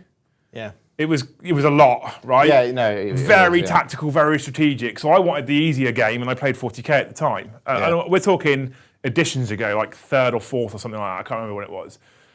When I came back to 40k, when I was in the army for a while, a friend of mine was playing fantasy and wasn't playing 40k. I was playing 40k, wasn't playing fantasy. But we're like, we want to play. So he said, I'll do 40k army, you do some fantasy. This is at the end of 7th edition Warhammer Fantasy Battle. 8th edition hit, I collected 2 armies. I had 2,500 to 3,000 points of Empire, 2,500 to 3,000 points of High Elves, and, this will shock most of you, I'd even started painting it all. And then the end of 8th happened, and we all know what happened then. Right? They absolutely binned Warhammer Fantasy Battle. They stuck it straight in the trash. End times. They brought out, the end times happened, they brought out Age of Sigmar, and I'm sure GW probably themselves don't mind me saying right now, it was a hot mess when it came out. Yeah, it was. Didn't even have points. No points values. No. Like, well, what do I take? Whatever you want. Well, how does that work? Just bring whatever you want. And so the community started to self-regulate. The community started to be like, oh, well, we'll bring 100 wounds each. That's how we'll try and balance it out, because there's no such thing as points. Eventually, GW went, we might have made a mistake here, and they did start to fix it. And I think this edition, from what I've seen, has actually been pretty decent on the whole. I think so. Some people don't like battle tactics, which is basically secondaries, which we forgot to do. Spend me a CP, Kyle, because I'm going to auto run 6 for these guys. Because I can. Why not? 7 plus 6 is 13. Whoop, whoop. God, they're fast shifters, aren't they? But some people don't like battle tactics because some of them can be quite uninteractive. Battle tactics are secondaries, right? Yes. The way it works here is rather than drawing a card or choosing a secondary that you do for the entire battle, what you do is you pick one thing from a list of 1, 2, 3, 4, 5, 6 in this book. There's more in things like the General's Handbook. You have your own specific secondaries in there. But you pick one, and then you have to achieve that in that turn. So just for the turn? Just for the turn. Okay. And these are things like, pick one enemy unit wholly within your opponent's territory. You complete this tactic if that unit is destroyed during this turn. Okay. And then you'll score 2 points if you do that. That's cool. Slay the Warlord, seize the center, repel. Sorry. Yeah. Did you say What slay was the that you warlord? just said? Slay the Warlord. You complete this tactic if the model chosen to be your opponent's general is slain. Oh during my this turn. God! The prodigal son returns. Yeah. Yeah. So, I mean, like I said, these are in the core book. There's the General's Handbook ones, and there's the ones that you specifically Stop. have. You've already got us. But- You said Got Slay us. the Warlord and I ejaculated a little bit. First Blood, Slay the Warlord, line breaking. No, sadly, it's not as good as that. But yeah, Is there so Maelstrom in there? there is not Maelstrom in it. I think I'm going to pick the first one. Break their spirits. Yeah. Pick one enemy unit wholly within your opponent's territory, which is all of my own. Can I murder those? You can certainly give it the old college Is it possible? try. Is it possible? You can give it a go. They're my crypt horrors. I don't know what they do. I just want to fight things. Yeah, it's doable. Okay, cool. So I've moved, and I used a command point to advance 6 inches. Okay, which means my movement phase is complete. And there's things that I can do in my movement phase at the end of any phase of any wounds. Once per battle at the start, if this unit is destroyed by one, no. You can, if you carry out a stomp monstrous rampage with this unit, and the enemy unit you picked has a wounds characteristic of 1, that enemy unit suffers D6 mortal wounds on a 2 plus a D3. Oh, that's quite good, isn't it? Which one's this? Oh, this is your... Yeah, Areola. Is this the Talon of the Dwindling? No, what is Living it? battering ram. Oh, yeah, this is your charge. Right, anyway, Yeah. so we're going to shoot at you now, and I Yep. have a Spear of Kurnoth, right? Yes. It's a reasonable range, 24 inches. It's a single attack. It hits on a 2. It wounds on a 2. It has a rend of -2, and it has a damage of 6. Does range attack damage spill over as well? It does. Well, this is just simpler, isn't Yeah, it? it's just a Is little there any bit. such thing as I can't target you because you're within 3 inches, or you've got a silly stratagem, or you're a lone operative? Yes, it's called Lookout, Sir. It's for my small units, small heroes. So it would be things like the Vargulf Courtier. I'll read out Lookout Sir for you. Yes, please do. You must subtract 1 from the hit roll for an attack made with a missile weapon if the target is an enemy hero within 3 inches of an enemy unit that has 3 or more models. The Lookout Sir rule does not apply if the enemy hero has a wounds characteristic of 10 or more. I This is believe. great. I believe. Why haven't we just been playing this all the time? I believe in the. What's it called? A thing called love. Yeah. yeah. Just listen to the rhythm of your heart. Yeah. That's the one. So I believe in the core rules on here, in the updated core rules. We go in here and I look up Lookout Sir. It does also stipulate as a little change. Yeah. It also cannot be targeted by attacks made with missile weapons if the attacking model is more than 12 inches away from them. Okay. This is the Age of Sigmar app, by the way, which was out long before Yes. the Warhammer 40k app, and basically the same. I think it actually is a little bit better. I think it's a little bit better. I do think it's a little bit It better. is a little bit better. But it's basically like if you use the 40k app, it will make sense to you, I reckon. Yeah. Although the new battle bunker is really good. Yeah. So I'm going to throw a spear at you now, and I can throw a spear at anyone. Who do I want to throw a spear at? How many wounds has that little gribbly grobbly there got? That is the Vargulf Courtier. bless He you. has 8 wounds. Oh, I can't kill him in one go. You could just throw it at the people you intend to charge. Let's do that. I'm going to hit you, sir, on a 2. Yes. You missed. Good. Oh. Well, do it, then, won't yeah. Can you shoot if you run? Unless you specifically says you can, no. Cool. That's what I wanted to check. Okay, cool. So I ran everything else Yeah. because trees be shuffling. Hence the slow. So I can't do any of my other shooty powers because it doesn't say I can shoot and run. Yes. So both my Tree Lord and my Spirit of Dirthy, Verdant Blast actually isn't all that bad. It's pretty good. The Strangle Roots is actually okay as well. You But yeah, we're can shoot into combat and all that as well. What? So there's no like if you've got a missile weapon and you're in combat, you just can't shoot. So I with can it. just archer into combat. Yeah. Is there a risk of hitting your own guys? No. So a unit that is within 3 inches of any enemy units can only target enemy units that are within 3 inches of it. Can you shoot out of combat? No, you can only You shoot only target units within 3 inches. So you could just lock someone up in combat and then you can just wail on them from Yeah, I like it. from I'm afar into as it. well.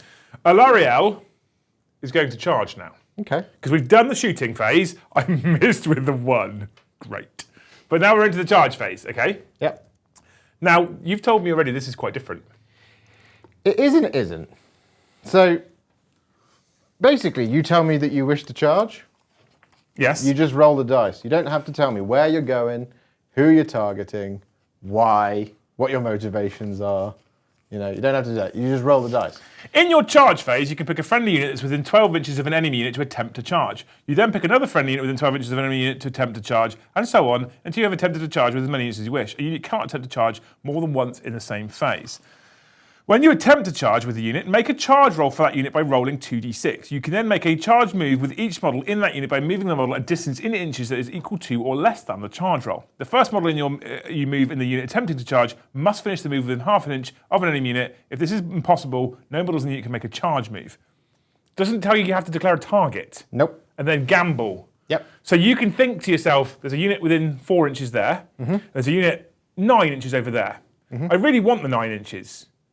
But I've also got this safety net. I'm just going to attempt to charge. Yeah. I've rolled a 4, I'm just going over there. Or I've rolled a 9, I'm going all the way over there. Or I rolled a 12 and I'm going all the way over there. Yeah. Yeah.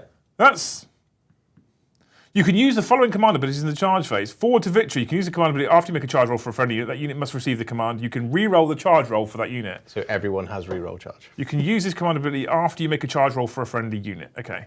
You can use this command. Unleash Hell is Overwatch, Yeah. essentially, which you can't do. Which I can't do. And Overwatch only keys off once you've made the charge roll.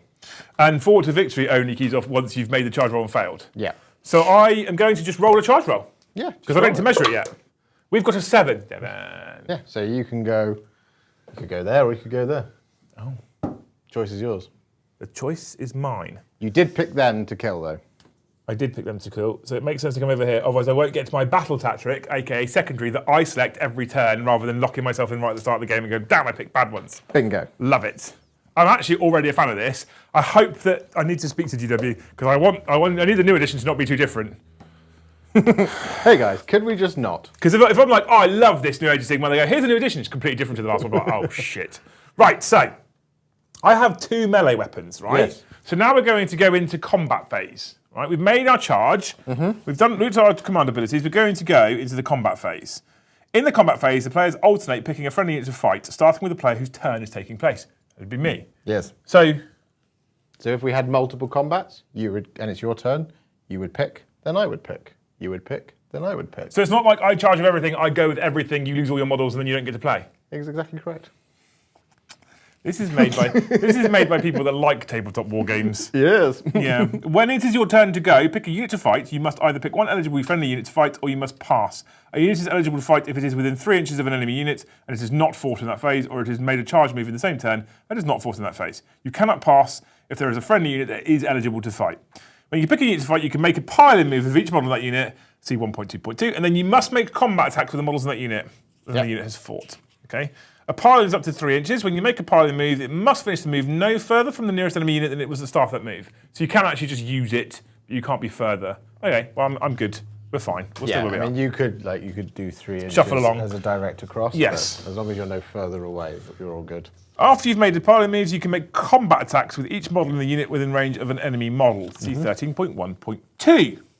So this is where one of the tactical things, which obviously we'll get into a little bit later. You've made the charge. If you were, say, wanted to hit the thing that's behind them, you could move your pile in, and then you could use the range of your weapon to see if you're in range of the thing you want to hit. So when you have a 3-inch range weapon, I like this. so you've made your charge here. So like right? Dirthy's got a 3-inch range weapon, for example. Yes. So Dirthu could come here, right, and charge my crypt guard right here in the front. Yeah. But because his weapon is 3 inches range, he can hit Usharan. That's silly. I like it. I'm a fan of it. I like it a lot. Okay, right, so I have things I can do because I'm a monster as well, right? A monstrous rampage. A monstrous rampage. A battle cannon. Right, random range, where is monstrous rampage? Can you find it for me? Do I do it before I fight? Yeah, it will be. At the end of the charge phase, each player can carry out one monstrous rampage from the table below with each friendly monster. So I might be able to do it with Usharan as well. I don't see why I would. Yes, he is a monster. So it's on page 272. Got it. Cool. You have Roar, pick one enemy unit within 3 inches of this model and roll a dice. On a 3+, that unit cannot issue or receive commands in the following combat phase. Oh. Which is pretty good. Stomp, pick one enemy unit within 3 inches of this model that is not a monster and roll a dice. On a 2+, that unit suffers D3 mortal wounds. I think I'll do that one. Well, are you sure? No. But I get to stomp on you, so probably. You can stomp, right? But this is where combat phase tactics come in, right? Is if you stop me from receiving commands, it means I can't then make them +1 to save. Because we have command abilities, right? And in the fight phase, you have one and I have one. So you can... I suppose you think you're clever, don't you? Well, there's all-out attack and all-out defense, right? What's all-out attack do? All-out attack is you can use this command ability when you pick a friendly unit to shoot in your shooting phase or fight in the combat phase. That unit must receive the command, add 1 to hit rolls for attacks made by that unit until the end of that phase.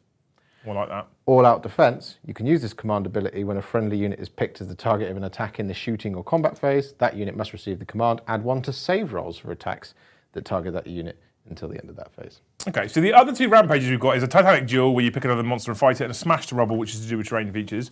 I'm going to roar at you. I don't want you to have that +1 save, because I just looked at the rends that I have. Yeah. So I'm going to roar at you on a 3+. Whoop. Good. And I'm going to spend a command point on all-out attack to give her +1 to hit, because I've noticed that Areola to hit in the fight phase is on 3+. So now she's 2+. So now she's 2+, and we've seen how well I'm rolling. Lol. Okay. So what we do then, when we go into the attack sequence... But you have one last thing to do in your... What's that? Oh no, that was if you carry out a stomp. Yeah, if I carry out a stomp, right? And you need to be a 1-win model anyway for it to be... That's true. When a friendly unit fights, you must make combat attacks with all of the melee weapons. Look at that. You just have to pick one. They are armed with They're allowed to use, including weapons used by the unit's mounts if they're any. The target of the combat attack must be within a number of inches to the attacking model equal to the range characteristics of the weapon being used. So it doesn't require you, if you are making an attack like Josh was saying, with a 3-inch range weapon in melee, you don't have to be attacking the unit that you actually charged. You could be attacking a unit next to it or behind it, as long as that melee range is fine. So if you're attacking something on a 25mm base, for example, it's very conceivable that you could go through that unit and hit the one behind it, because it's actually within range of your big spear or your pike man or whatever it is you might be using. Because that makes sense. You can use any of and all of your melee profiles. It says that if you can attack, you must attack, and you can use both melee profiles, right? Yep. The number of attacks is on the profile. You can make combined attacks if all the attacks are made by models from the same unit. Not an issue right now, but if I was charging with these 3 Dryad Tree Man, and each one of them's got a number of 3 attacks, I can add them all together, roll 9, because they all have the exact same profile. That's correct. Which allows me to fast roll, essentially. Yeah. Okay? Right, cool. So, hit roll, wound roll, save roll. It's pretty simple. We're going to just go through that. We're not going to read this out in depth. This is probably pretty standard for everybody. The only difference between 40k is the wound roll is predetermined. You don't have to measure it against a toughness chart, right? So Areola, she has the Talon of the Dwindling and the Great Antlers, right? Well, she doesn't have the Great Antlers. The big bug she's riding does. Yeah. So we'll start off with the Talon of the Dwindling. She has 4 attacks. Okay, she's not so good in melee, is she? Well, She's not, the bug is.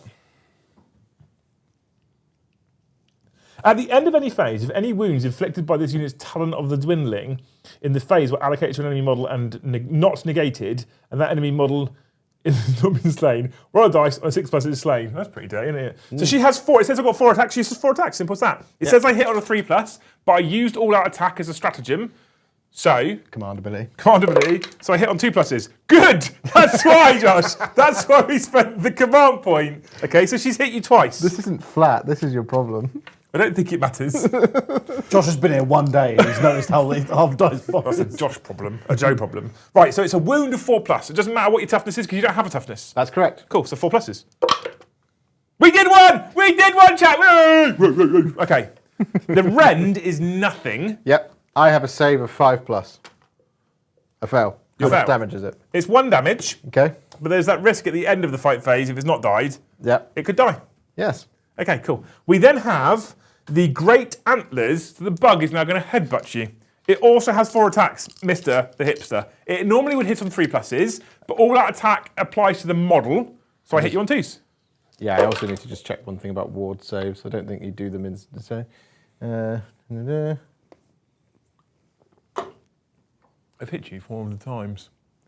4 of the times. You've hit me 4 of the times with the bot. my Some abilities allow you to roll a dice to negate a wound before it is allocated to the model. Abilities of this type are referred to as wards, and the dice roll is referred to as a ward roll. Up to 1 ward roll can be made for each wound or mortal wound before it is allocated to the model in question. If the ward roll is successful, the wound or mortal wound is negated and has no effect on that model. So I do have an army-wide 6+ ward, which I should just roll for. Sounds like I feel no pain then. It is a little bit. I thought a ward was an invulnerable save. No, it just happens all the time. It doesn't matter after all that. So I've hit you 4 of the times, right? The Great Antlers will wound you on a 2+, because they're pretty great and antlery. Yep. Okay. We're doing this for you, chat. Good, okay. The rend is -2. I have no save. You have no save. So the much damage damage is of it? the Great Antlers is on a chart. Now, because I've suffered no wounds so far, the damage of the Great Antlers is 5. You can see how that would have been a big deal if I'd have wounded with all 4. Yes. 6 up wards. I make 1, you kill a horror. How many of the wounds are they each? A horror has 4 wounds each. So if I'd have rolled all of those as 2+, Yeah. you'd have been in a lot of trouble right then. Yes. We're making it a game for you, chat. One of those things is not like the other. One of those things is squashed on a horn. Cool. Right, okay. Just for fun, roll that dice on a 6 and see if it kills another one. Why not? No, It doesn't. But that model that took the wound would have died anyway. So actually, I'd have been better off doing the Great Antlers first, then doing the 1 damage ones, and then potentially getting. But that's tactics that I'll learn in time. Okay. Yes. So that is the end of my fight phase for me. Yep. But now, obviously, Mr the Hipster is in combat with Areola. He gets to fight me back. I do. And I have 2 guys remaining, and I have 8, not 8 attacks each, but 4 per model. What's their rend? Their rend is nothing. Good. But improve the rend characteristic of this unit's melee weapons by 1 while it is wholly within 6 inches of any friendly courtiers or 18 inches of any friendly aberrants, which they are because the Vargul's courtier is right behind them. So Okay. I'll be -1. It'll be -1. Cool. So, Come at me! let me just... What was I about to check? I was about to check a Your thing. penis. Well, what's checking that? Demogorgon, thank you for the super chat. He says, loving Mr. Josh on the channel. Can we keep him? I'd like to keep him. I don't think he'll move, though. It's a long way away. But Demogorgon, thank you for the super chat. And also thank you for the 1 gifted as well. Alex Randall, thank you for the 1 gifted. Simon Beaton, thank you for the 1 gifted. Siege Roots, thank you for the 5. Siege! Crumpets Panda, thank you for the super chat. He said, bombardment. Bombardment. Crumpets Panda, thank you for the 5 gifted memberships. Jill, thank you for the 10 gifted memberships. And then Dragon Slayer Ed, thank you for the super chat. He said, loving this. Can't wait for AoS 4. Need to get my Fire Slayers looking for more gold. Have them running with the OG Dwarf. Got wreck all the way. Oh, I love Fire Slayers. They are cool. I actually like Fire Slayers. Shall I roll my attacks? Yes, how many do you have? I have 8 in total, and I'm hitting you on 4s. 4 each, hit me on 4s. You have hit me some of the times. I have. Exactly mathematically average, in fact. Yes. Look at you go. I have 1 6. This means that Things and stuff happen. this one has a damage characteristic of 3 instead of 2. Oh, okay. I also need to roll 1 more because the champion is still alive. Go on, champion. Cool. So I'll roll these to hit to wound. So I'll wound you on 3s. Oh. I'll get 1, and then this one, which is the damage 3, doesn't do it. So I do 1 wound back At -1. at -1. And Areola has a 3+ save. Yeah. So 4+ save. Go. Yes, Gaddy. There we go. Scotty. Perfect. That's the fight phase. Yep. Done. Yeah. I think we're finished. If we move into now the Battle Shock phase, okay? That's going to go into the next stage of core fold. Battle Shock phase. In the Battle Shock phase, the Battle Shock phase, the players must take a Battle Shock test for each friendly unit that had models slain in that turn. The player whose turn is taking place takes all the Battle Shock tests first, followed by the other player. I don't have any models slain, so I won't be taking a Battle Shock chat. Nope. You must make a Battle Shock test for each friendly unit that has to take a Battle Shock test. To make a Battle Shock test, roll a dice and add the number of models in the unit that were slain in that turn to that roll. If the Battle Shock roll is greater than the unit's bravery characteristic, the Battle Shock test has been failed. If the test is failed, for each point by which the Battle Shock roll exceeds that unit's bravery characteristic, one model of that unit must flee. You decide which models flee, a model that flees is removed from play. Yeah. So you've lost 1 model. What's your bravery of the unit? It's 10. So you can't actually fail. So 4 plus 1 is 5. Yeah. Is less than his 10. He can't fail. Yeah. If his Battle Shock had been, if his bravery had been 4, which I assume is things like Gloomspite Gits, etc., and you'd rolled that thing, that'd been 1 over. You'd have lost another model. That's correct. Cool. Okay. And that's how we do Battle Shock, right? There is a command ability for Battle Shock, Inspiring Presence. You can use this command ability at the start of the Battle Shock phase. The unit that receives the command does not have to take a Battle Shock test in that phase. Obviously, there's no point you using it because you couldn't fail. End of the battle round is reached. Oh, we're not in the battle round because we've got to go to the player turn 2 now. That is Sylvaneth's turn 1. Yes, it's taken us ages. We're only going to be going for another hour or so, but we're just trying to demonstrate the core rules. So some of you, when we come in tomorrow and Josh and Joe play, it's a little bit quicker, have an understanding of some of what's going on. Yes. Make sense? Makes sense. Yeah. Yay! And actually, I'm having fun, so it might be that we go into like 10 and we'll just tidy the table up tomorrow and then Luce will still be happy. Yeah. It's all good. That's the thing. Everyone will have fun. That's the main thing. Everyone has fun until I close my bedroom door and she's like, right, you are. Put on the costume. You did bring, yeah, you did bring your headphones, didn't you, Josh? Yes, I did. Yeah. You told me those were crucial. Yes, yeah. And your eye mask. Yeah. It's just they're not noise cancelling, they're noise amplifying. We just made him a bed at the end of our bed like a dog. Yeah. Did you bring your rain Mac? No. Okay, cool. So that means we're going to go into Flesh Eater Courts, Zombie Men, turn 1, Team Red, turn 1. Yes, Gaddy. And we both gain a command point, which the system does for us automatically. Ooh, yes. And we're done. Hero phase. Yeah, so I will do gain a command point with, let's do the Abhorrent Archregent. He's standing up here on the thing. See if that goes off. It does. I gain a command point. What do I do? You can do the same thing. I can do the same thing. A battle cannon. I don't gain a command point. Boo. Then I have a bunch of spells and stuff to do. I won't do all of them because we're going for speed, right? No, we're not. Well, Not tonight, we're not. Well, we're going for fun. Yeah, I mean, there's that. yeah. We're doing that specifically, yes. So what I will do is I'm going to do Usheran. I'm going to do Glimpse of Delusion. Ooh. Glimpse of Delusion is a spell that has a casting value of 7 and a range of 18 inches. If successfully cast, pick one enemy model within range and visible to the caster. Then pick one melee weapon that enemy model is armed with and pick one other enemy unit within range of that weapon. That enemy model immediately makes combat attacks with that weapon, targeting that other enemy unit. I don't know what you just said to me. Do you remember the Thousand Suns thing of traitors? Where you could make a vehicle shoot at another one. Yeah. Okay. I can do that to you with a melee weapon. Oh. And I can do that with Usheran, who is over here. That's his spell. Where is he? He's here. That cheeky chap, yeah, okay. And he has a range of 18. And I am going to pick Durthu. So on a 7, Durthu is going to smack his own Kern off hunters. Wow, you say that. You're going to unbind. We're going to try. Yeah. So roll 2 dice, and it does not go off. Narrow escape. So for reference, he had a cast value of 7. It's a psychic test like old editions of 40k. Yeah. But in the magic section, which is under Wizards on page 268 of the current rule book, you can unbind spells. You have to be within 30 inches, which obviously Ariel is. And then but all I have to do essentially is beat your roll, don't I? Yes. That's right. Everything must be equal. You make an unbinding roll by rolling 2d6. If the unbinding roll is greater than the roll used to cast a spell, the spell is unbound and its effects are not applied. The number of spells a wizard can attempt to unbind is noted on their war scroll. Only one unbinding attempt can be made for each spell. There we go. So we would have tried to unbind it because I was 30 inches away from him and I'd been like, brain powers! That's how she talks. Yeah. Shall I do... I could do deranged transformation, I suppose. Pick one friendly wound characteristic. That's what we call Joe getting dressed. Yeah. Neil Woodall, thank you for the super chat, said, shakes fist in old man. So it's like, great job, Liam and Hipster. Now I'm going to have to look into AoS and the law. I hope you are both happy and proud of yourselves. I see big grumpy trees in my future. Yeah, you do. I'm just picturing his head out. Do it. I was airbrushing my Sylvaneth this morning. What colour?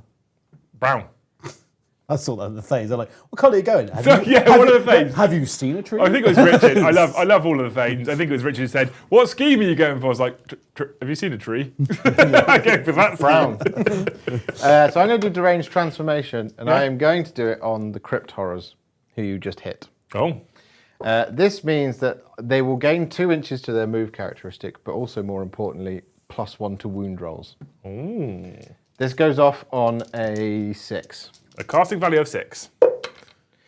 Okay, so this is important because on a 10, if the casting roll was 10 or more, you can pick up to 3 different friendly units to be affected by the spell instead of 1. Right. So that goes off on an 11. I'm going to try and dispel it because I have 3 dispels at my disposal. So I might as well try and... Stephen Boxcars. No. No, it was as useful as him. So I'm just going to pick the crypt horrors, who are the ones you hit, obviously, because they were the target, these guys here. Yeah. We'll do the ghouls, and we'll do the Vargulf Courtier as well. Lots of +1 a wound over there. And +2 inches to the move characteristic, not that it matters for the horrors. That makes me scared. Yes. I'm scared right now. So, I've got more spells. We've got Abhorrent Archregent with Carrion Call. Is a spell that has a casting value of 6 if successfully cast in the following movement phase. Friendly Flesh Eater Quartz units that are set up at the end of the movement phase can immediately move d6 inches. It's actually not that. It'll be more important in turn 2 if we get there, because I've got stuff in reserve. Is it still reserves from turn 2 onwards? Yeah. Okay, that's cool. Yeah. So we'll just do Mystic Shield with the Abhorrent Archregent, and we'll do it on the Morbeg Knights that are just behind him. So Okay. here. So you can actually put your Psychic Shield on another unit. Yeah. Sweet. It goes off on a 5. Underarm. It's a strong start. Yeah, we unbound something. This is my forest. Well, he might as well cast Carrion Call then, because he can do 2.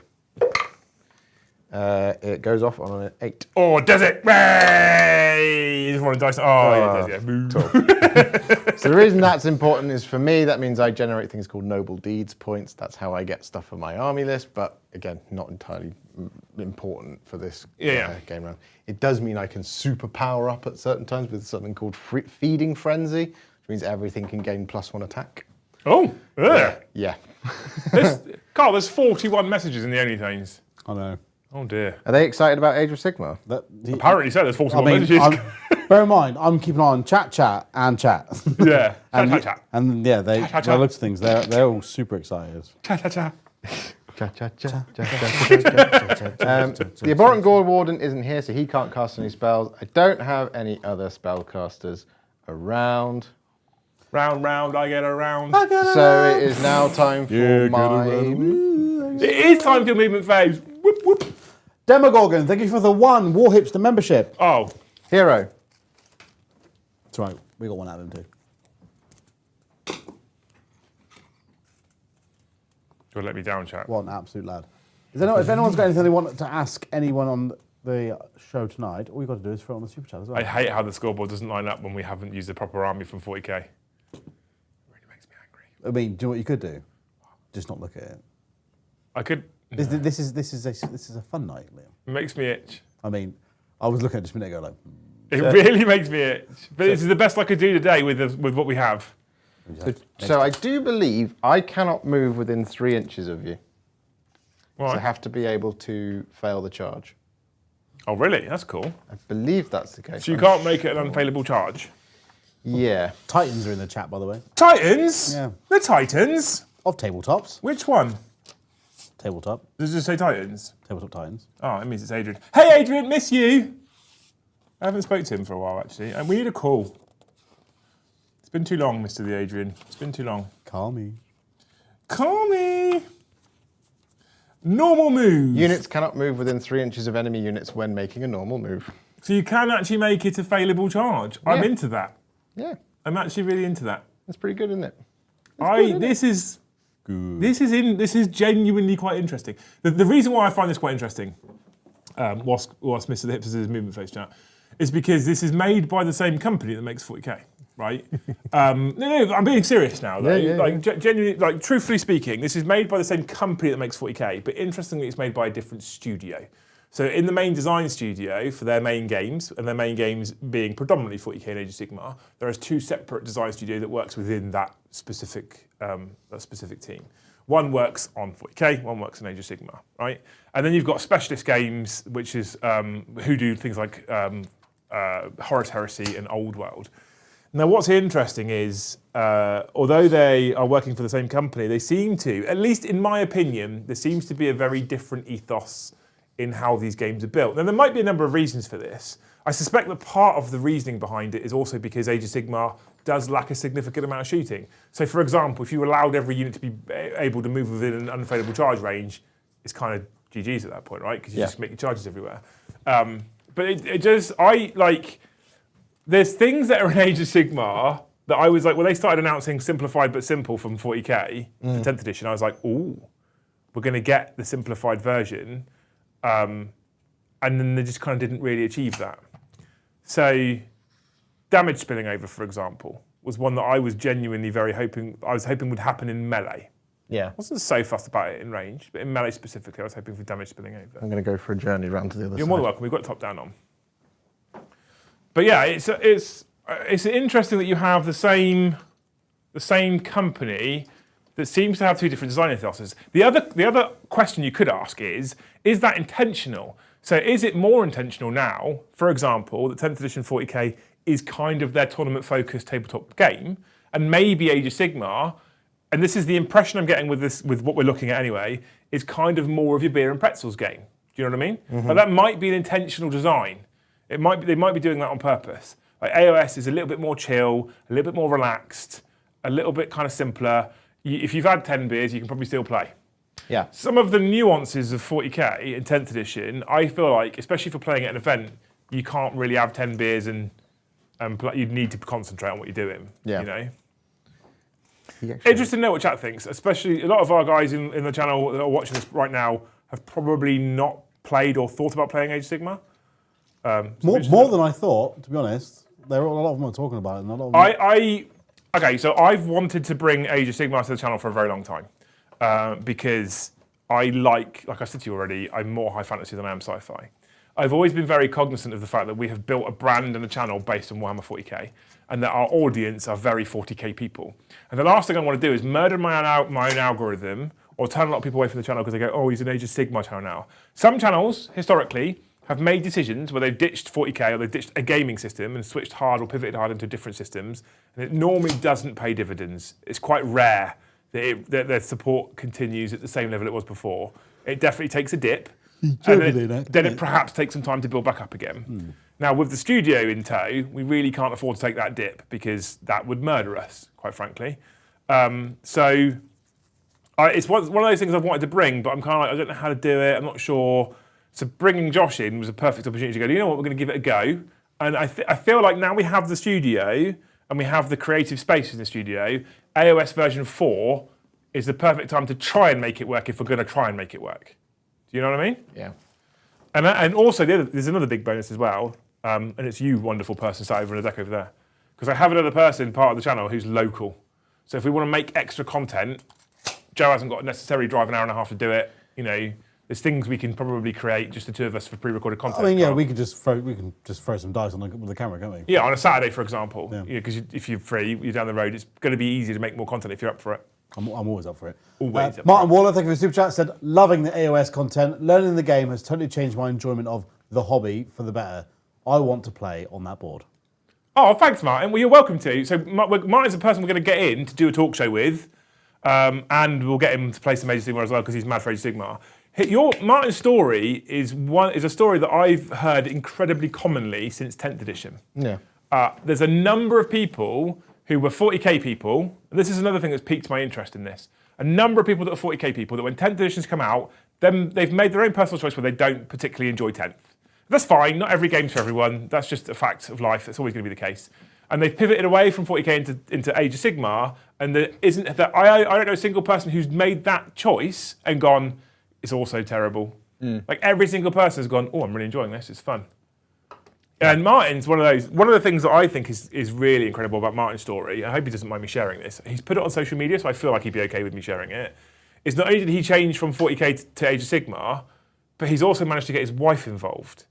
And so, who hasn't never been involved in the hobby before, and they recently, a few weeks ago, or maybe a couple of months ago, went to an Age of Sigmar doubles event at Warhammer World, and she came away from that and was like, when can we go to the next one?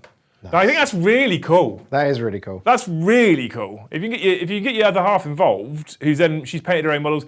It makes me sick because she's painted models prettier than I probably can.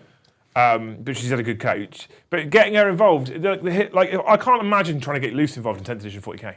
Yeah. Genuinely, like I've said to her, on the 30th of April, it's a Thursday, Josh, and we normally stream a live game of 40k. Okay. It also happens to be my 13th wedding anniversary.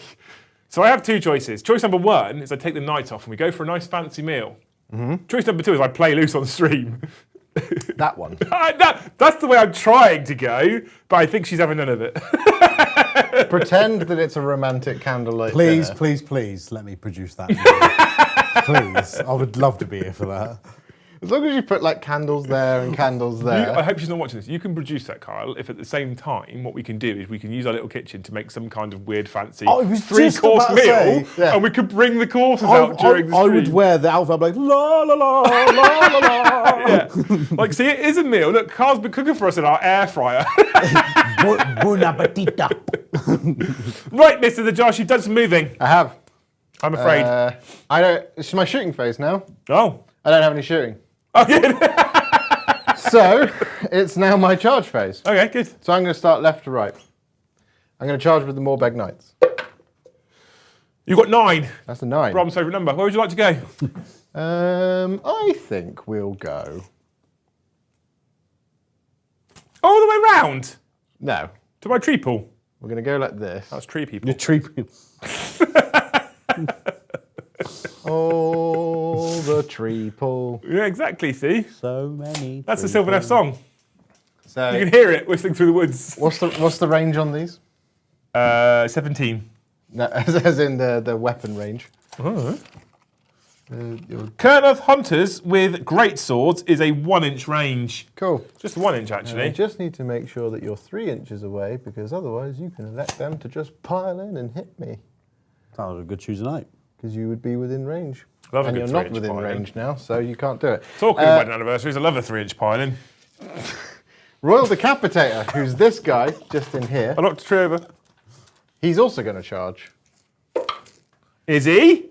on an 8. 8. Brom's second favourite number. Yeah, he gets in. Just there, No. like so. Lovely. Vargolf Courtier, this guy here, is going to charge. The little skulky dude. Yeah, He gets a 10, actually. on a 10, he's going to go just like this. I love the fact that you just roll the charge and then decide what you're going to do. Yeah, I love it too. Abhorrent Archregent, just here. This guy. He's going to charge. No, it's not going anywhere. The Crypt Guard, who are these gribbly gribblies, they are going to charge on a 7. Yes, so they're going to go... And I'm right in thinking that your Stormcast army tomorrow night actually has a lot more range weaponry, doesn't it? It does. It has at least 100% more ranged weapons than I have in this army. So it will be a different type of game tomorrow as well. Yeah. Which is cool. So these guys I'm into gonna it. go in here I to dig it. Alarielle, the Ever Queen. 48 messages in OnlyFans now, Kyle. Areola. They're charging into Areola. They are. They're all talking about this, so.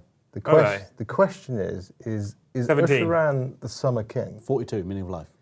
going to be the cheeky chappy that we all know him to be? Whee! You want him to charge some Dryads? Yeah. So one of my favourite things in the book of the Crone Seer, the one that's coming up, the Dawnbringer's book, might already be out now actually, and in customers' hands. Yeah. There's a story in it about, in the previous book, Usharan took a silver bullet to the chest. And he's not hurt. He's just not. But he's pretending to all the ghouls that he's on death's door so that they carry him around because he can't be asked to walk. So they're all carrying him around on this funeral thing, Quick, someone shoot Joe with a silver bullet. being like, oh, the Summer King is dying. And he's just lying there, just like, suckers, I don't have to walk. Which is fantastic. He's going to charge. Is he? He's going to go a good 5. 5. Oh, I don't know. So he might not make it within half an inch there, but he might, yeah, he's going to have to go that way, unfortunately. That's a shame. What was your battle tactic? Oh, yeah, I didn't choose one. After reminding us to do it. I'll pick one. I've got your back, Josh, don't you worry. A battle tactic. I'll do seize the centre. Yeah, I'm sure you will now, yeah. You complete this tactic if there are more friendly than enemy models within 6 inches of the centre of the battlefield at the end of this turn. Okay. So I have to kill Dryads. The Crypt Ghouls over there are going to charge. They're going to go a mighty 3. I mean, they'll make it to Areola. Yeah, I don't think I'm going to bother. I'm just Okay. going to stand there. Okay. Okay, so Your turn to pick a unit to fight. yes, however, if you go to the charge phase in your core rulebook, A charge phase. yes, A charge phase. the charge phase. The charge phase. I am at, not the charge phase. I am now at, not the charge phase. I am now at the charge phase. Yes. Look at your command abilities. Forward to victory, you can use the command ability after you make a charge roll for your friendly unit. You can receive the command, you can reroll the charge roll for that unit. Unleash Hell, you can use this command ability after enemy unit finishes a charge move. The unit that receives this command ability must be within 9 inches of the enemy unit and more than 3 inches from all enemy other units. The unit that receives the command can shoot in the shoot phase, but when it does so, you must subtract 1 from hit rolls for its attacks, and it can only target the unit that made the charge move. Yeah. So would Durthu maybe like to do that? With his Verdant Blast? Finishes a charge move. The unit that receives the command must be within 9 inches of that enemy unit and more than 3 inches away from all other enemy units. But he has to be more than 3 inches away from all other enemy units. From all other enemy units, excluding the one that he's been charged, is how I understand that. But he's been charged by 2. Yeah, so he could have done it after. after the... Oh, yes, let's do that then. Yeah, yeah. that makes sense. So if they'd have charged him before the other guy charged in, I could then have done it with Dirty. That makes sense. So I'm going to use my Verdant Blast. It's a blast that is verdant. Yep. Okay. So far, I have lost no wounds, which means if I look at my table, the Verdant Blast has 6 of the finest attacks. Yes. It has a hit roll of a 4+. However, because you're unleashing hell, it's -1 to hit. So I hit you on 5s. It was all right. I got 2. Just a 2, actually. Okay. Yeah, yeah. Now, the Verdant Blast, the blast that's verdant, wounds you on a 3+. I have wounded you twice. The rend, sir, is -1, our favourite Mexican. Okay, so I have a save of 4+, so this is on 5s. I failed them both. It is a mighty 2 damage each. 2 damage each. I get my wards. I don't make any of those, so you kill a Morbeg Knight. Yes. Just the one. Just the one, actually. Let's go with the toot to toot. Just the one night, actually. And And you do a wound to another one. because it carries over. Because it carries over. That was all right, wasn't it? Do that like that. That cost me a commandage pointage. Yeah. Now, in the Sylvaneth book, you have something called Gossamer Archers. I do, yes. Would you like to read out what they do with Unleash Hell, just for the folks at home who are Just- considering starting Sylvaneth? I love Sylvaneth. This is my army of choice, by the way, chat. This is why Mr the Crisp lent it to me, because I'm building one at home all by myself. All by myself. Don't want to be It'll be this way. all by myself anymore. Gossamer Archers. Right. Just over here. The Zephyr Spites is the specific rule. After this unit has received the Unleash Hell command and all of its shooting attacks have been resolved, if this unit is within 3 inches of any enemy units, you can roll a dice. On a 2+, this unit can retreat. Yeah. So it just moved Overwatch- 12 inches away. Oh, then move a flat 12.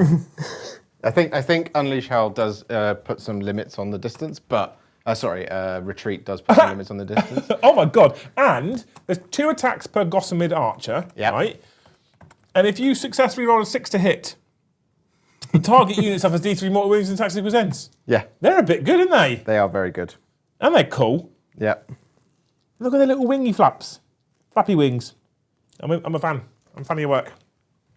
Into it. Right, you've charged. Yeah. Now, this is actually different to the last charge phase, because here comes the fundamental difference between 40k and Age of Sigmar. We talked about it briefly before. So in 40k right now, if you're normally a 40k fan, you have charged with 1, 2, 3, 4, 5 units. Yeah. So in 40k, every single one of those units would have got the charge bonus, which means you get the fight's first ability. That's correct. Age of Sigmar, different. So he's charged with 1, 2, 3, 4, 5 units, and I am in combat with 1, 2, 3 units. Yeah. So what will happen is Josh picks a unit first and fights. I then pick a unit, then he picks a unit, then I pick a unit, then he picks a unit. Interestingly, he can also pick the unit that's already locked in combat. He doesn't have to pick a unit that's charged. He can pick any one of his units in combat, any one of them that are in engagement range, and choose to fight with that unit. Once he's picked one unit, it's then my turn. Then his turn, then my turn, then his turn, then my turn. Once I've run out, which I will do, because you've got more units in combat than I do, he then continues to pick his units until every single thing that's in combat has fought. Yeah. It's an interesting difference. I like it. I'm a fan of it. Yeah, it means like one of the core principles of playing Age of Sigmar is about asset management. Because if you commit too much, you could lose everything. Yeah. If you don't commit enough, you just feed your units to your opponent. So, for example, he could make what would probably be a poor choice right now, if I'm honest, and fight with his big jumbo one mirror in the middle, right? correct. Against the Dryads. Which means I'm probably at that point going to go, well, I'm fighting with Dirty. Yes, And then your cavalry that charge Dirty is probably dead. that's correct. Cool. And in 40k, if I didn't have 2 command points, you're like, well, I know I can charge and fight with everything before you get a swing. Yeah. So, cool. Where would you like to start with, Mr. Charge? I would like to start with the Morbeg Knights. Okay. Because why not? I get +1 damage here because I'm a Hollow Mournist. That sounds like a thing that you can do. So it's my chapter tactic, for lack of a better term. Yeah. Remember when we had those? In 40k? I remember. Remember Star Wars? Yeah, I remember. Add 1 to damage characteristic of melee weapons used by friendly Hollowmourne Knights units that have made a charge move in the same turn. This ability has no effect on attacks made by mounts. No effect. No effect. Yeah. My Court of Delusion, because it wouldn't have mattered before, I've got the Royal Hunt on. You beg your pardon? The Royal Hunt. Oh, okay. Add 1 to wound rolls for attacks made by friendly Flesh Eater Courts units that target a monster. Oh. This is all stacking up now, isn't it? It's this all is- coming yeah. up Millhouse. This is how it- He's trapped me here, chat. You've activated my trap card. I believe that's what people say. So we have the champion who has. So each of my Morbeg Knights. 1 CP, all out defense. I understand. I will not do all-out attack with them. I will do that with the Crypt Guard probably. Can you only use each stratagem once per phase as 40k? Okay, well, not stratagem, but yeah, you know what I mean. Each command ability. A command ability. Ability that your commanders do. So, after this unit makes a charge move, I completely forget this. After this unit makes a charge move, you can pick one enemy unit that within 1 inch of this unit. That enemy unit cannot receive the Unleash Hell command in this phase. In addition, roll 1 dice for each model in that unit that is within 1 inch of that enemy unit. For each 4+, that enemy unit suffers D3 more wounds. So I forgot about that part. Did you want to put your model back on then? Because I wouldn't have unleashed hell. No, it's fine. Shrieking Charge. I'm going to 2 4+. You will receive D3 wounds, mortal wounds, on Dirthu. You reckon? It's Hammer of Wrath, basically. You reckon? You get 1 D3 mortal wounds for 1. Do you have a ward? I don't know what that means. If you have a ward save, it'll say this unit has a ward save. It doesn't say that. It can carry out Monstrous Rampage. At starting movement phase, if it's wholly within 6 inches of overgrown terrain feature, it doesn't matter. Add 1 to the attacks characteristic of this Guardian Sword while the unit is wholly within 9 inches of overgrown Lake and Wildwoods. This is why the Wildwoods are quite important, isn't it? Yeah. We will always be a Wildwood. So we've got our actual attacks now. So the Morbeg Knights, they have 2 attacks each, +1 for the champion. Champions! The mounts also have 3 attacks each, but you don't get an extra 1 for the mount because you don't have a champion mount. Okay. So we'll roll the champion. We'll roll the Morbeg Knights. Stop trying to hit me and hit me. So we have Grizzly Lancers, 2 inch range, 2 attacks, 3+3+, -1, damage 1. But because I'm Hollow Morn, it's damage 2. Good start, isn't it? Yeah, that's not bad, is it? Hit just the 4 times, actually. Wounding you on 3s. Trees. Wounded me on trees, get it? 1 wound at -1. Which is not -1, essentially, because I all out defended. That's correct. So I actually still have my 3+ Space Marine armor. Yeah. Then we have the Vicious Claws and Teeth, and we're hitting you on 3s. Oh. That's pretty good. And then we have wounding on 3s. Ooh, look at that. That's better. Just the 4, actually. 4 wounds at -1, but because of all out I defense. all out defended. I've got Stiff Bark. Oh no, 2 went through. So they're 2 damage each. Do they not get the +1 damage as well? No, because they are the mounts. So I've lost 4 damage. I am down to 9. Brom's favourite number. You've taken 5. That's how it Yes. works in Sigmar. Yeah. So what do I left? Yeah, but you've suffered 5 Yeah. because you count up. Oh, it tells you what to do. No more arguing. Yeah. I have been told, chap. Yeah. I've taken 5. Yeah. Well, what are Dryads like? They're fine. They exist. They're fine. They are one of the models of all time. They are pretty pap, aren't they? Let's be honest. They have 2 attacks. They hit on 4s. They wound on 4s. Damage 1. But, what's this little cheeky chap do over here? So he's the Royal Decapitator. So should I decapitate him before he He decapitates has me? 3 attacks, 4+ to hit, 3+ to wound, -2, 3 damage. So he is quite spicy. At the end of the combat phase, if any wounds caused by this unit's headman's axe in that phase were allocated to an enemy hero, and that enemy hero has not been slain, roll a dice. On a 5+, that enemy hero is slain. I'm gonna hit him first. That's probably wise. I'm gonna try and chop his head off. All right, with do. So I'm a monster, so I can do a thing and some stuff, can't I? You can do a Monstrous Rampage. I can do a Monstrous Rampage, and on a Yes. 2+, that's a 6. Yeah. You will suffer some things. Now, if I carry out Monstrous Rampage, or any other Monstrous Rampage you can carry out with this unit, if you do so, pick one enemy within 3 inches of this unit and roll a dice on a 3+. The strike last effect applies to the enemy unit in the following combat phase. Yeah, so I think When did you do Monstrous Oh, Rampages? you can carry out this Monstrous Rampage with this unit instead of any other. I didn't do that one. I did the Mortal Wound one. And the stomp. Yeah, so D3 Mortal Wounds on you, sir. Yep. Whoop. Just the one, actually. Cool. I have my fine. 6+ ward. We're rolling lots of ones tonight, chat. We're having fun. So take I have a a wound. Guardian Sword and my massive impaling talons. Yes. I assume when you pick both of the weapons to fight, you have to pick them into the same... Nope. But like if I fight with one now, Yeah. I can't then go, oh, this one will then go into that unit. You have to select your units at the same time. I believe you do that. Yeah, Do it cool. that way, yeah. So I feel like I need this thing dead. I'm just gonna murder him, I reckon. Yeah, it's pretty easy to do. How many isn't it? wounds has he got? How many He wounds has does he have? 4 remaining. Oh no, this is a problem. We're gonna go brave, chat. We're gonna tree murder, Yeah, do it. right? Do it. Angry Ent is gonna put Guardian Sword into him Yeah. and massive impaling talons into the other unit. Cool. Okay? And we're gonna kill everything. Watch this. Watch this. want Hold you to my do this. beer. I love Durthu, so I want him to do this. He hits you on the. Oh, this is a problem actually. He hits on three. He only hits on threes. It's fine. We'll hit with at least one. I hit with 2. There you go. It's a good start. The wound is just a 3+ as well. Yep. We'll wound with at least 1. We've wounded with both. Cool. The rend is -2. -2? -2. I have no save. That's a problem for you. Yes. Because I currently have 9 of my wounds remaining, which means I've only suffered 5, which means I'm in the top bracket, which means my Guardian Sword is a flat 6 damage, which means you've taken, sir, 12 splinters. That is correct. On one might say, timber. Timber! I'm going to decapitate the decapitator. All I have to do now is roll 9 6s. You'll be fine. He's dead. Oh, yeah, he's very dead, Jim. He's dead, Dave. Yeah. Everybody's dead, Dave. And then I assumed that he'd probably murder-nate him Yes. before I looked at the hit and wound roll. So, so now we're going to look at the massive impaling talons that are hitting the other units. These are 2 attacks. These actually only hit on 2s. Yes.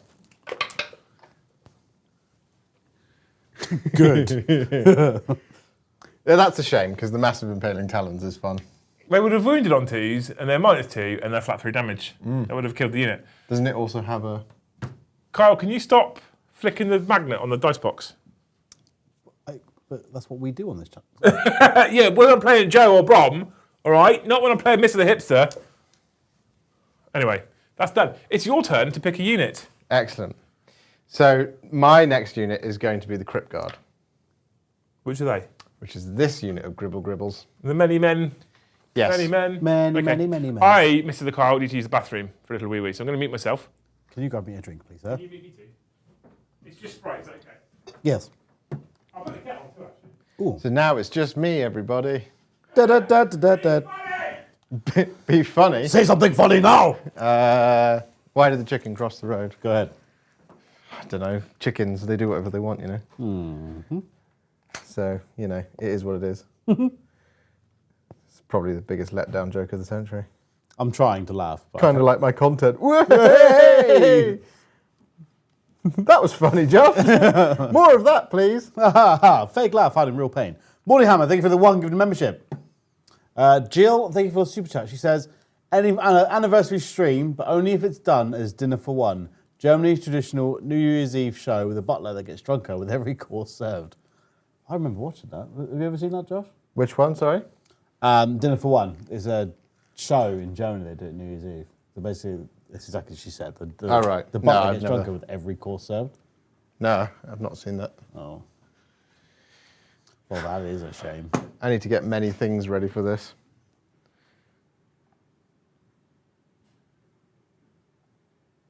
Getting ready for something magical to happen. It's not necessarily something magical, just many dice. I have 20 of these. Dave Meakin, thank you for the 1 gift of membership.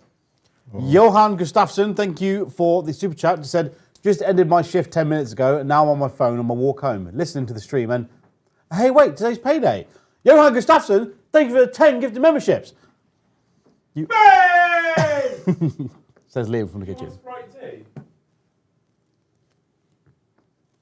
Yes. Yes, please.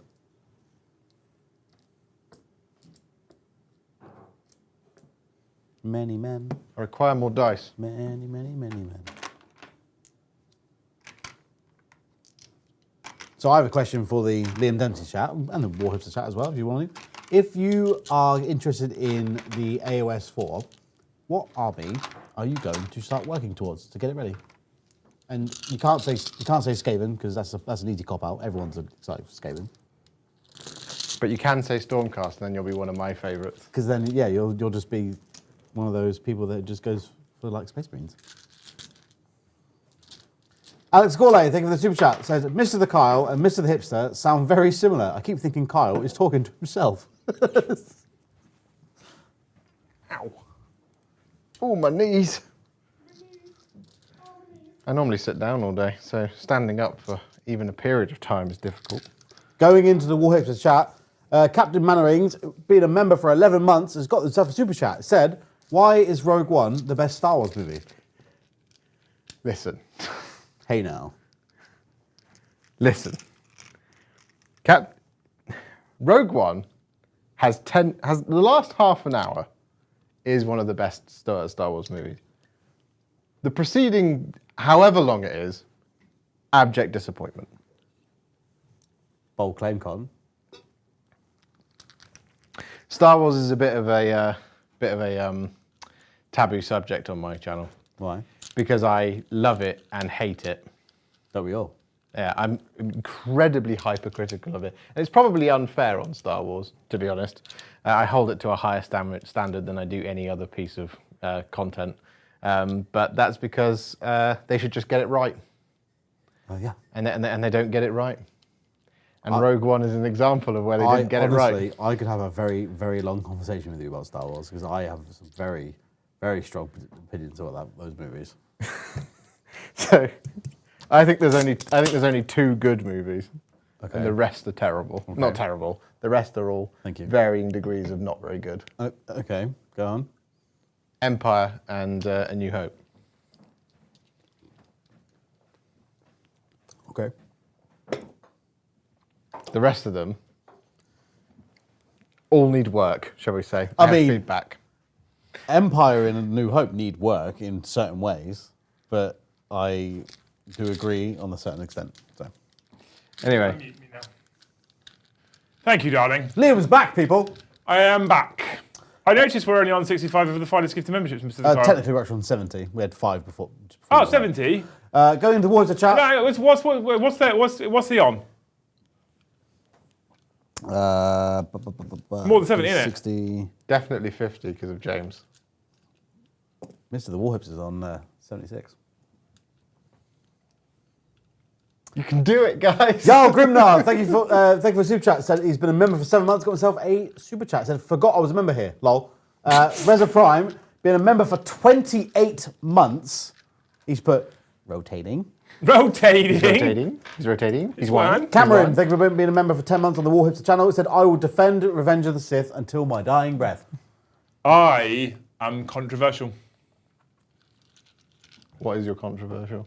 I just like all the Star Wars films. If Fair. you just accept the fact that they're basically a bit trash, and it's just it's just an armchair film, it's cool. And yeah, and that's the bit I can't do because to me it was like this is like the art house. This is the pinnacle of sci-fi when I was a dot. Yeah, of course. So now as an adult, I'm like, why are you not the same? I watched the new ones, the more recent ones in the cinema, most of them. Yeah. And actually, on the whole, I came out there and I just looked at the reviews, and the reviews were scathing. I was like, I actually quite enjoyed it. It had lightsabers and guns and planes and pew pew, and I was happy. Yeah. Yeah. And that is how we should consume it. If I approach, basically, what I figured out was if I sat there like I was a child in the cinema, Yeah. I enjoyed it. Yeah. If I analysed it as an adult, they're all terrible. exactly. That's the problem. Remind me what All Out Attack does. All Out Attack is +1 to your hit roll in either the shooting or fight phase. So that's what I'm going to do with the Crypt Guard. 1 CP for Mr. the Josh. Yes. For All Out Attack. I'm going to hit Alariel with that- 41 cursed weapon attacks. Yeah, okay. Oh, Yes. I thought you think you're big, don't you? Yeah, I do. Yeah. But it turns out I'm little. What do you hit on normally, sir? I normally hit on 3s, but So you this now will have be hitting on 2s. 2s. Oh my god. Yes. Don't worry, they're not that good. That's many hits, big wow. That's quite a lot of hits. You've hit me with 36 of the finest attacks, sir. Yes. Now this is where, again, so for Flesh Eater Courts fans at home, if I was counting up my Noble Deeds points and I was stacking them in such a way where I had a hero nearby them with 6, or in Usharan's case 4, I would have Feeding Frenzy. Where did his picture go? Which would mean these 20... It keeps flicking in and out. Okay. These 20. These 20 would have an additional attack each. Oh, I know why. I can fix that in any minute, Joe. It's the put the dice box back Did you up. just call me Joe? Yeah, put the dice box. You all look the same. All 3 of you. Put the dice box back up. The glare. I worked out what I did. I know what I did. I know what I did, Kyle. I see it. We're wounding you on 3s. Oh, 3s? Yeah. Oh my God, that's many. 1, 2, 3. Where is Areola? We've done many. Where is the Areola? It's a question for life. You've done all right there, haven't you? I have done pretty good. It's that many. So 11 came out, which means you've wounded me 25 of the times. What is your rend? I'm using the terminology. -1. -1. So I have. Oh my God! I have 25 4 pluses. That's correct. Be right in it. Well, actually, might be all right. So Zwei, 4, 6, 8, 10, 12, 30. Yeah. And the damage one. I live with 3 wounds remaining. Taking 13. That was German for 13. Everyone's impressed in chat now. Oh my God, he speaks German. You have to with a friend like Brom. Right. That was rude of you. That was very rude of me. I can only apologise, except that. I'm going to fight back now with Areola because otherwise she might die. Yeah, And I'm going to hit the 2 things that haven't fought her yet. that's correct. Yeah. Yeah. Yeah, so that's part of the tactical gameplay of Age of Sigmar for everybody playing along at home. If you are in combat with 2 things, one of them has struck and you are near death, strike the thing that hasn't yet hit in the hopes to avoid being struck yourself and dying. It sounds like it's fairly basic knowledge, but it's one of those things that a lot of people forget to do. I already did it here. I should have struck with the Royal Decapitator first, Yeah. but I didn't because I wanted to do the Morberg Knights. So, it is what it is. But so the reason I went for the Crypt Guard is if I'd gone for these, one of the 2 big guys in the middle to fight the Dryads, I'm fairly comfortable I can kill the Dryads with what's there. So if I'd gone for either of them, and Ilariel has the Wardroth Beetle. The Wardroth Beetle, as we've previously established, can pick up about 15 of them when she was at her full health. Yeah. So I needed to just knock her down 1 or 2. What's its damage now? For the Great Antlers, only 2. Cool. So I've done... fairly Until good she damage heals there. 2d6 in the hero Until phase. she heals 2d6 in the hero phase. And then next turn, if I don't kill her with the Crypt Horrors, which is what Liam's now going to try and remove, if I don't kill her with the Crypt Horrors, next turn, she heals right back up, and then she just takes So I 20 have. Crypt Guard. I'm going to hit you with the antlers first. Yes. Because if I manage to kill one with the antlers and I can wound one with the talon, then potentially it could die on a 6. So it makes correct. sense. So 4 attacks with antlers. I still, even though I'm wounded, I still hit you on 3s. Yes. She's hit you 2 of the times. Okay, it's not bad. I am wounding you on 2s with my antlers. I wounded you once! I wounded you once! It's -2 rend, you don't get a save, it's 2 DiMaggio's. Okay, so ward saves of 6+. How I very make rude. 1, How so very rude. 1 has taken a So wound. the previous 5 damage weapon has done 1 damage. Did you Yeah. say that wards are basically like invuln saves? I thought they were invuns, but apparently they're feel no pains. Yeah, Oh. Ah, they feel no pains. Okay. I always, cool. Because you can Yeah. set them against mortals as well, which is nice. Is that how many wounds he's got left? yes. This is a problem. You were supposed to die to the horns. Well, Talon and Dwindling. And then the Talon will now have a go at you as well. 3s. Much more angry with their broken stick. And then 4s. Yeah. 3 this time. AP, or Ren, sorry, 0. So you have 5+ saves, And sir. these are on the Crypt Horrors. Yeah, same thing. Yeah. 5 up saves. Oh, I need to stomp you as well, don't I? Yes, I saved none.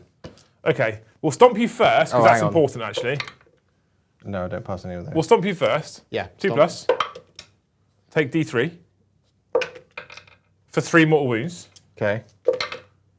So that kills the guy. So 1's dead, and took then the 1 2. has taken 3 wounds, so he's on 1 wound remaining. So if you now roll a 6, you will pick up the last one. this dice here, I reckon. Do it.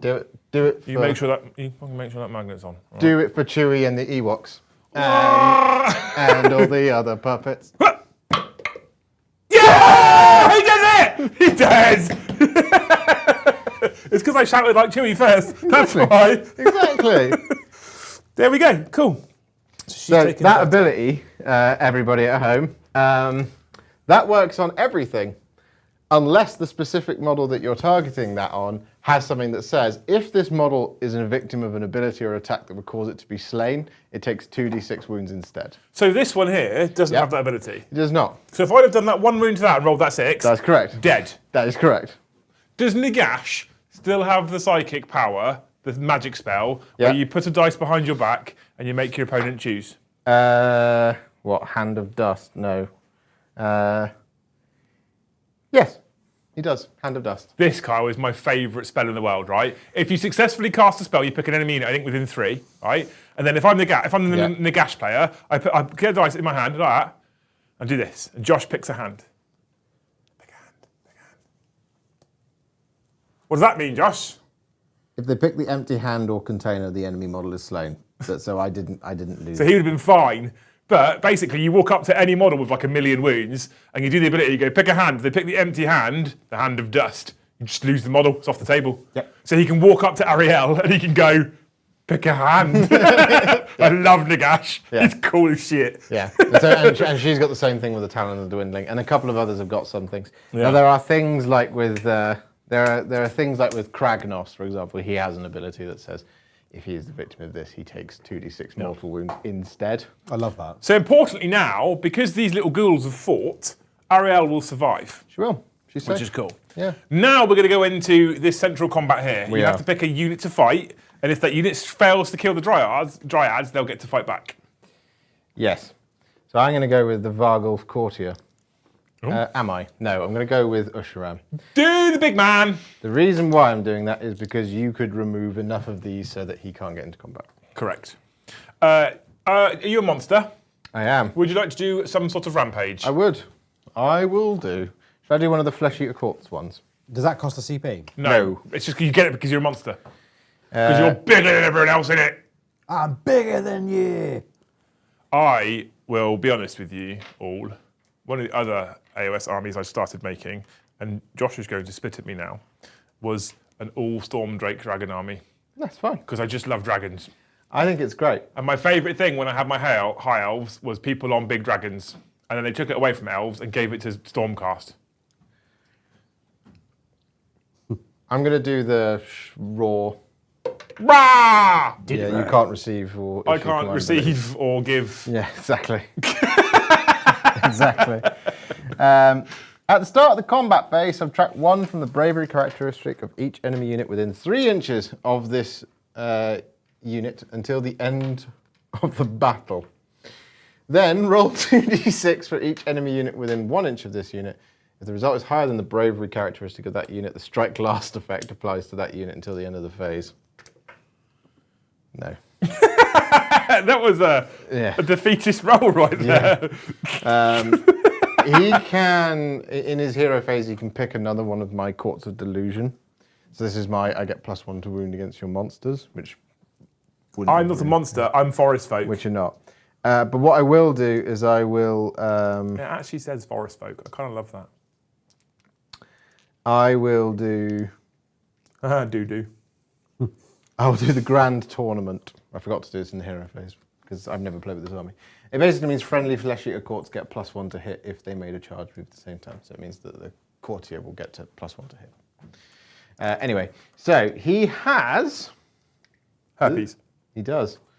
So he has the Scepter of the Carrion King. To be clear, I don't think the Vargulf Courtier is going to be needed here. the Scepter of the Carrion King. What are you saying, Josh? 3 ways to get 10 attacks with the monstrous claws and fangs.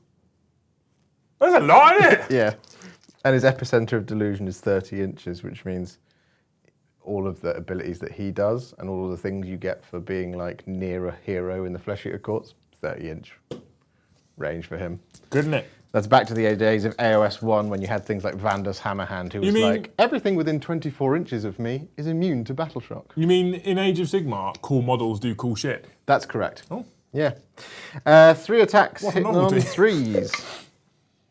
Get 2 hits. Just the 2, actually. We're wounding you on 2s. Oh, are you? Yes. You did. It's -2. That's good, because I have a 5+ save. Cool. They're D3 plus 3 damage each. That's a problem. Yes. Okay, so that is 6, and that's 11 dead dryads. Got us 10 in the unit. Yeah, they are removed. Oh, you sunk my battleship. Yeah. That's what I mean. I didn't think he was going to be needed. They're all dead now. Sorry, I did say D3 plus 3, right? Not did, D6 yes. plus 3. In the Warhipster chat, thank you to Lugubrious Crumhorn for 20 Warhipster memberships. That's 96 you're on. Thank you very much, Lugubrious Crumhorn. That is very, very kind of you. We're not going to get to 100, and you're going to get to 100. I've got loads of super chat questions though that I'm just waiting to ask. Well, we'll have to stop it a bit after a turn. Thank you, Buckshot81 for 10 Liam Dempsey memberships. Yeah! Let's go, baby. Let's go. That hurt my throat a little bit. Yeah, so that's the end of my turn, And I get to fight back with nothing here because that's all dead. because it's all dead. And I've already fought over here. Yep. So that's literally the end of the battle round. Yes. And here's the last important thing, because we've run through a single battle round tonight, chat. Here's the last important thing at the end of the battle round. All CP now goes to 0. Yes. Because if you haven't spent it, you lose it. Yep. And at the start of the next battle round, it starts again with the same conditions. So what we'll do is we'll end the turn. We'll go into battle round 2. Mr. I'll go to turn 2. And actually, this is where we're going to have to really change our scoreboard up, because this is what would happen in 40k. Right? It would be my turn. Yes. But that's not what happens in Age of Sigmar. No. So what happens now is we roll a dice Yeah. for priority. Yes. If we were going to do battle round 2, but we're going to answer a load of questions instead. So I go on a 2. You get what? So I get priority. Yeah. Right? Priority simply means I get to choose whether I go first or not. No, you go first, I believe. Oh, no, I think you do. You get the choice, don't you? I think.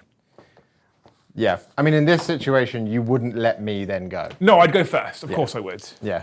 Which is why when somebody rolls a 2 or a 1, you get really excited. You go, cool, I can. And this is the infamous Age of Sigmar double turn. Yeah. Which I suspect we'll see some changes actually in the new edition. I think it might go. But no, I don't think it'll go. I think they'll modify it because I actually kind of like the concept of it. But at the moment, I think it's too much. Well, so that's why I was talking about the asset management before, is if you extend your whole army forward and then your opponent goes twice in a row, You're in trouble. Yeah. you're in trouble. Yeah. Priority roll, in the event of a tie, the winner has priority in that battle round and must decide who will take the first turn and who will take the second turn. So you could choose me to have a double turn or for you to have your first So what I turn. could choose to do right now is I could choose to let Mr the Hipster go first. I wouldn't in this specific scenario because of the way the table is. Yeah. What I could do now is I could go, you get another go, Yeah. and I'm going to wait. And then once you finish your go, it'll be my go. And then if I win the next priority, I could then double turn. So it's not like current 40k. This is why our scoreboard is going to be a problem for you tomorrow night, Carl. But only because it will be changing colours, but it won't be relevant to whose turn it is. Yeah. But that's not a minor issue. Well, it is a minor issue. It's not a major issue, so we won't worry about it too much. But that means that when we play tomorrow night, when Josh and Joe play tomorrow night, it could have been that you go again and you do the infamous double turn that everyone raves about. I mean, I've got an idea of how I'm going to kind of tweak that anyway, so it's not really a big deal. Okay. I've had literally just looking at it and I was thinking about how I was going to do it. Yeah, maybe we'll have to play with it before we go live, see if we can make it work. Yeah. And that's kind of like when we go to battle round 2, everything then carries on as we have done so far. So we select new secondary objectives because Josh would have achieved his secondary objective that he picked. I did. Not battle tactic. Battle tactic? It is battle tactic. He picked his battle tactic. He would have achieved it for some points. Not high scoring points, just like 2 points because you did it. That's it. And it's not like you get 2 points, but if you did it on a Wednesday, and you're 3 inches away from a green terrain feature, you get 4 points and plus 1 point. Like, it's none of that nonsense. It's just, you did it, you get 2 points. Job's a good one, right? Yeah. So at the end of battle round 1, he'd have got some secondary points. I'm not sure what the primary is in this mission. We were literally just trying to learn the core mechanics. And that was it, right? Yeah. So you then roll off for priority. So turn 1, battle round 1, the player who deploys first go first. After that, for every battle round, you roll off for priority. At the end of each battle round, your CP goes to 0. I say they are command points, aren't they? They are command Your points, command points go to 0, and then you generate them again. So the benefit I have to going second when I win priority is I gain an extra command point as well. because the player who goes second gains an extra command point. So there is a tactical benefit to going second by gaining a command point. With Age of Sigmar, the majority, I think, for most armies, damage is going to be done in melee. So if you are, like we are now, currently engaged across the centre of the battle grid, especially on the primary objectives, giving him a double turn is a very bad idea. Yeah, because I can now throw. Because these guys move 10 inches. Yeah, well, So, even then. yeah. So, for example, Alarielle heals 2d6 in her command phase. Yes. If I give you the next turn, I don't get a command phase. She's got 3 wounds. You go, thanks, Liam. She's now going to die. Yeah. So yeah, there we go. That is a simplified battle round of Age of Sigmar in the current edition. We're going to hope to get through most of the game tomorrow night, but I am conscious that Joe will be playing it for mostly the first time, and I don't want him going home at 1 o'clock in the morning and driving all that way. So we might have a hard stop tomorrow night as well. It'll be a bit later. And some of what we've talked through tonight, what we've gone through, we would have already gone through before we go live with Joe tomorrow. So it should be a bit faster, and we'll actually focus a little bit more perhaps on mission points and scoring. But moreover, you just get to see Joe have fun with Josh tomorrow evening. That's kind of the point, right? We're literally here to hang out. It might be really successful. It also might be an utter disaster. It's Joe. It'll be a disaster, and that'll make it successful. Good point. When we get to the new version of Age of Sigmar, when Age of Sigmar Season version 4, whatever you want to call it, comes out at some point this year, as announced at Adepticon, what our intent will be to bring Age of Sigmar content to the channel. Now, I have been thinking about making it pre-recorded, but we might think about doing something live. I don't know yet. We'll see. We'll canvass the audience and see what they think after we've had a bit of a taste and we'll go from there. And we'll make our choices. I've always promised that it won't ever take over 40k content and be in replacement of 40k content. But of course, if 99% of our audience said, actually, we'd prefer it if you did, then we'll do that. We'll be guided by you guys as well. But that's a simple battle round. I actually really like it. Like, it's really, I feel like when you get the core bits down and you understand what some of the wordy rules do, it's going to be so much faster. You feel like you could now do the next battle round in like half an hour? Yes, 100%. Aside from the dice rolling and all that. The only thing that's going to slow me down is knowing what rules are on each data sheet, and that just comes with experience. War scroll, sorry, yes. And that just comes with experience, though, right? Like, once you know that she can do a thing, you know that she can do a thing.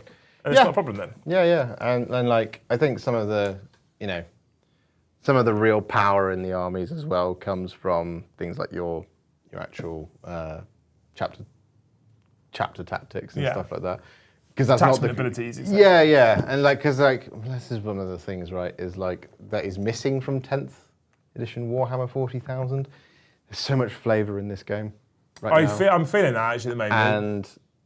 And I would argue, actually, I'll be honest with you, I would argue that the amount of flavour that currently exists, for me as a new Age of Sigmar player, is a little daunting. I can absolutely see that.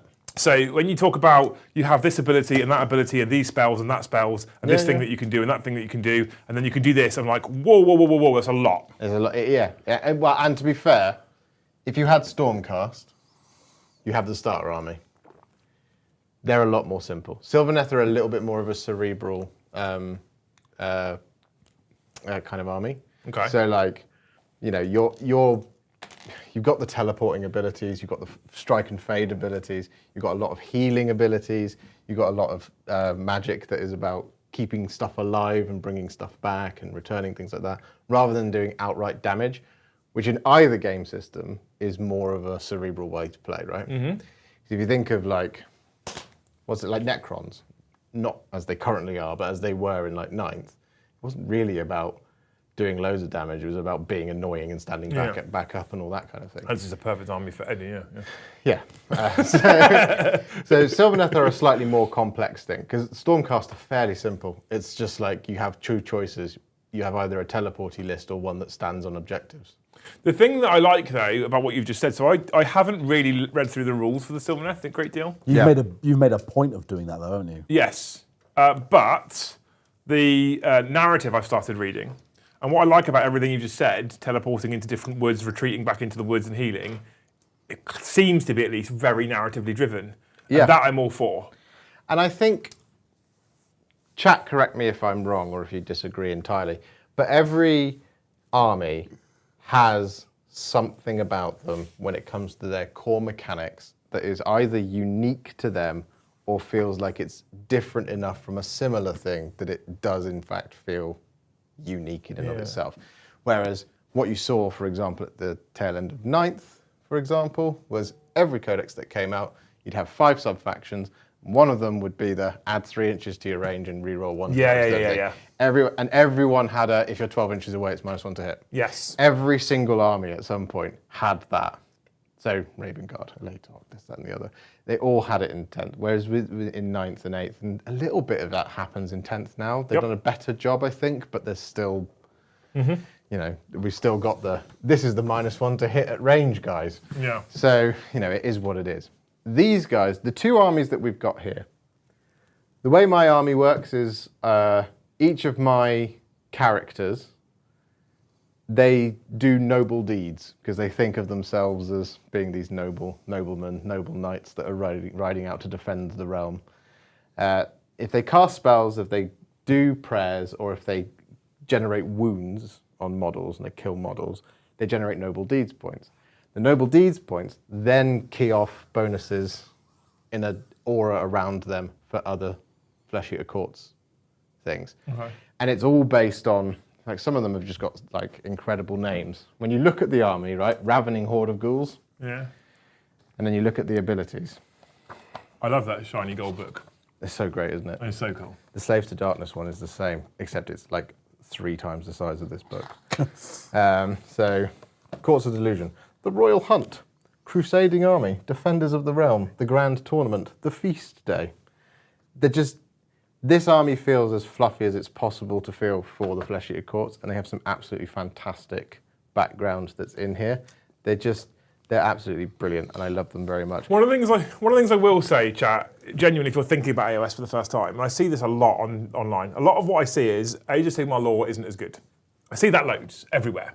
Yeah. And every time I've picked up a battle tome and I've read the narrative part of that battle tome, I have been thoroughly engrossed in that narrative. Yeah. And so far, I've started reading the Sylvaneth very, very recently because I knew you were coming.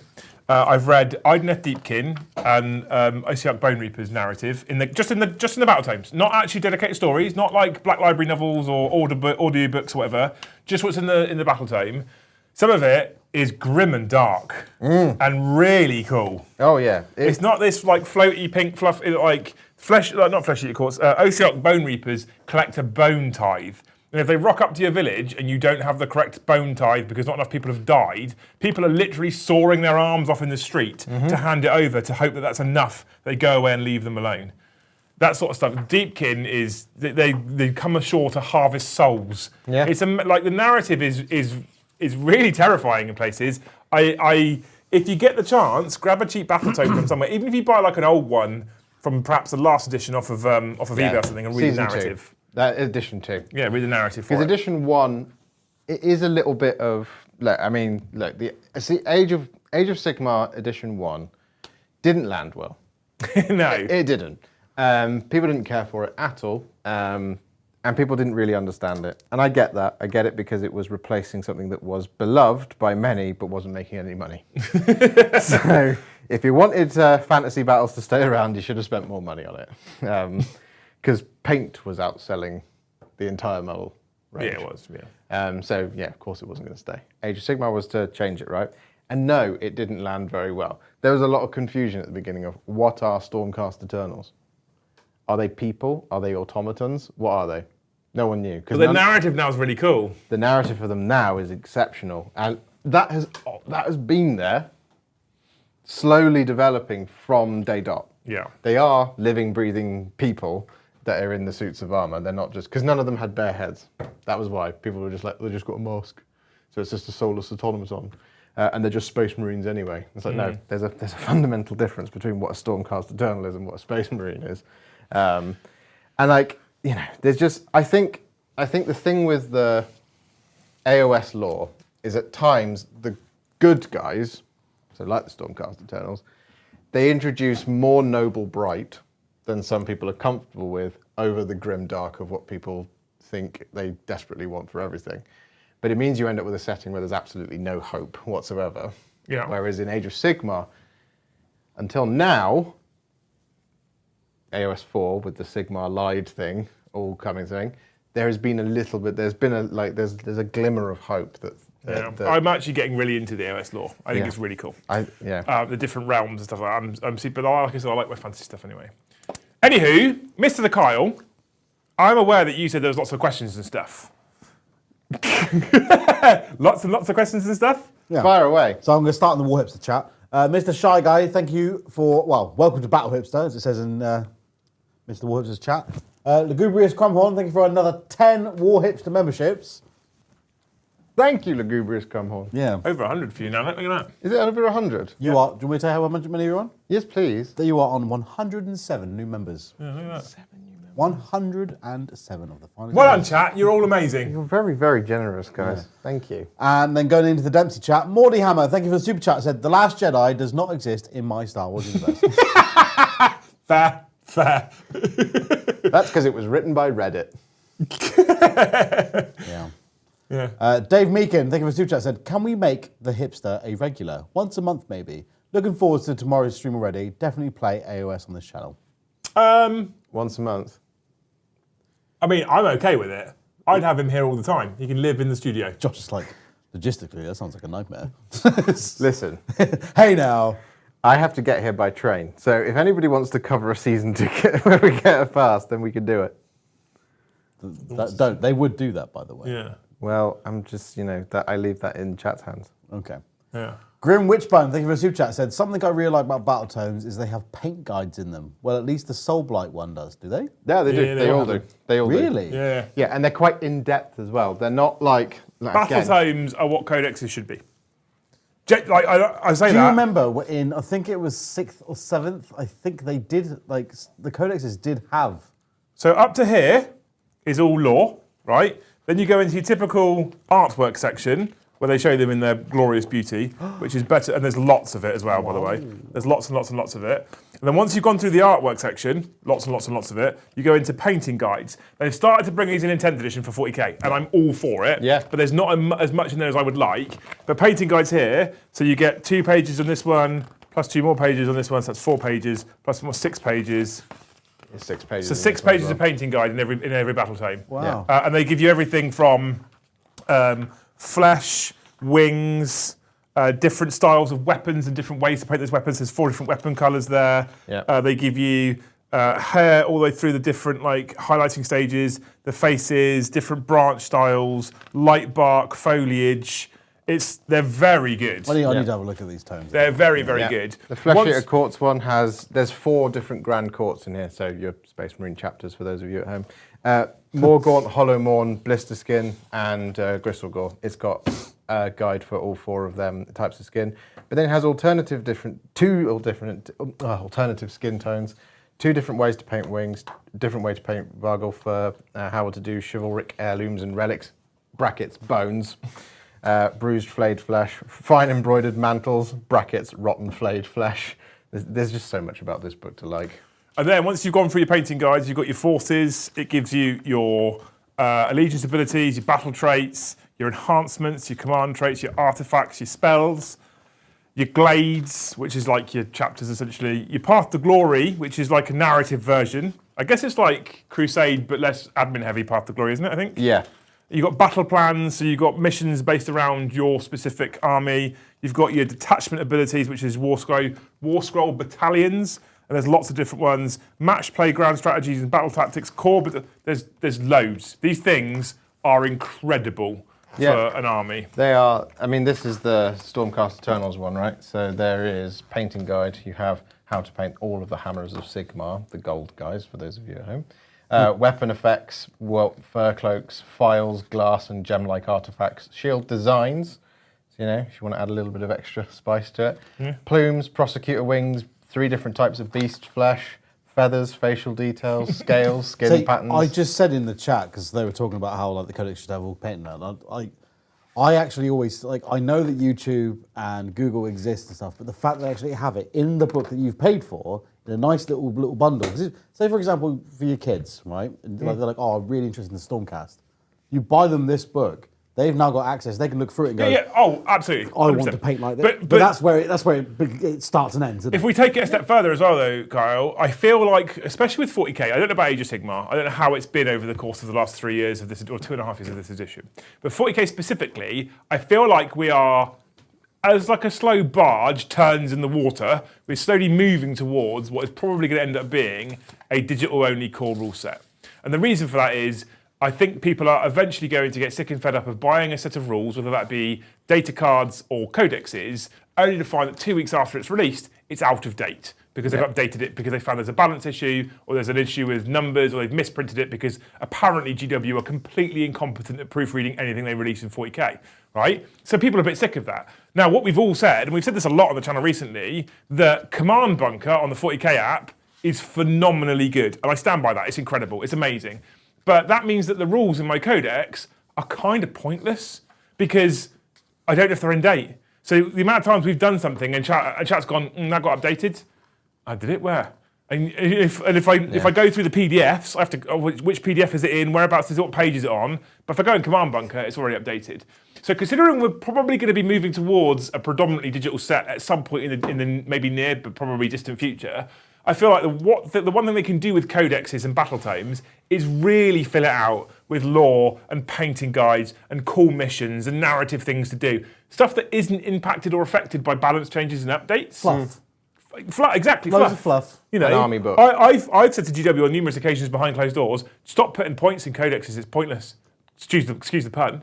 Dark Angel's codex got released to us in the Deathwing Assault box. We used the new points in the Deathwing Assault box for all of our content before it was released to the general, before the codex was released to the general public, because the app doesn't update until the main codex is released to the general public. The main codex got released to the general public, and Deathwing Knights points were completely different to what they are in the codex, to the tune of 40 or 50 points, which means that I was playing with a 1 to 150 point penalty for the whole time we were previewing the book. Stop putting points in the codex. Just use the app. That's my honest opinion, and I think the battle tomes do a good job of having decent amount of content in, even without the War Scrolls. Yeah. I don't know if the War Scrolls get much amendment after the game. Some of them do, occasionally. So there was one change, for example, to the one that I can remember off the top of my head, is that Vanquishers, or Stormcast Eternals with the big swords, they now have a 2-inch range. Instead of A 1-inch range. okay. It's a minor change, but one that you would probably be annoyed at if you found it. Yeah, and there's some things like, I mean, look, we're at the tail end of an edition. Yeah. That's a change that's happened in the last update. Which So was it's like really the balance tweak. is a balance tweak from like 3 weeks ago, and I don't anticipate, that's some of you we know like to play an old edition. That's it. What I like about that though is that you've literally pulled a single update out, right? And that 40k every time there's a balanced data slate. Yeah. I mean, there's more. I only ever look at the factions I care about. Yeah, of course. So I look at Stormcast Eternals, I look at Sylvaneth, and I look at Flesh Eater Courts now. Cool. How we going, Kyle? Dave B, thank you for the super chat, said, question for the Warhipster. What rule would you like to see improved in next edition, and what rule needs left well alone? Awesome work, you three. Ah. What rule? Changed for the new edition. What rule left alone? So I hope Double Turn stays. Ooh, controversial. Okay. I really like Double Turn because I think it adds a layer of it adds a really tactical layer to the game. People say it as something that's really annoying to have to deal with, and it is. But if you plan for it tactically, you can actually turn it very much in your favour. Would you just leave it exactly as it is, though, or would you tweak it? I would keep it the same as it is. Okay, interesting. Because I think at this point you either change it for the worse, or you get rid of it. Because now it's like you make the priority roll off. The person who wins can decide, as you said. If it's a tie, it's the person who went. It basically means you can't get a double turn. I was curious as to whether the person who went first in the previous battle round gets +1 to their roll to reduce the risk of a double turn. Yeah, no. So if it's a tie roll, it's okay. it just basically says. So you'd leave that one you can't have alone, but if you were going to change something for the new edition, I would probably shake up not how they're done, but I would shake up battle tactics. Okay. Because I hate secondaries in 40k. I despise it. I didn't like it in ITC in 8th edition. I didn't like it that ITC in 8th edition became 9th edition, and I don't like how the cards are drawn now. The reason I don't like them is because none of them are particularly simple, and some of them are completely uninteractive, and many of them are not fluffy to how the game is played. That's why I don't like it. It's not when people say they dislike the Maelstrom, that they go, oh, it's because you draw something that you can't do. I was like, that's what happens in war. Yeah. You might get told, we need you to do this thing. It's like, we physically can't, we're under fire. So yeah, fine, is what it is. That's part of the narrative of the game, right? The reason I dislike the way the 40k stuff is done is it can at times encourage you to not interact with your opponent ever. If you're playing in a competitive style. I 100% agree with you. Yeah. So I think there should be objectives in the 10th edition thing that are like slay the enemy's warlord with your warlord. Oh, challenge, okay. Yeah, and who cares if it gives you 15 points? It's hard to do. Yeah. Okay. Is what it is. So, same thing with the battle tactics. I think battle tactics, at times in this edition, and I think most people will agree with me as well in the chat, for those of you who are experienced AoSers, there are some battle tactics that can be uninteractive, and there are some armies that have battle tactics that are uninteractive because it's a fluffy way for them to be, but it's not interactive, and that's a problem when you have two people playing a game and I can win it by not actually playing with you. Yeah. And that's not cool. And there's nothing I want more than for you to play with me.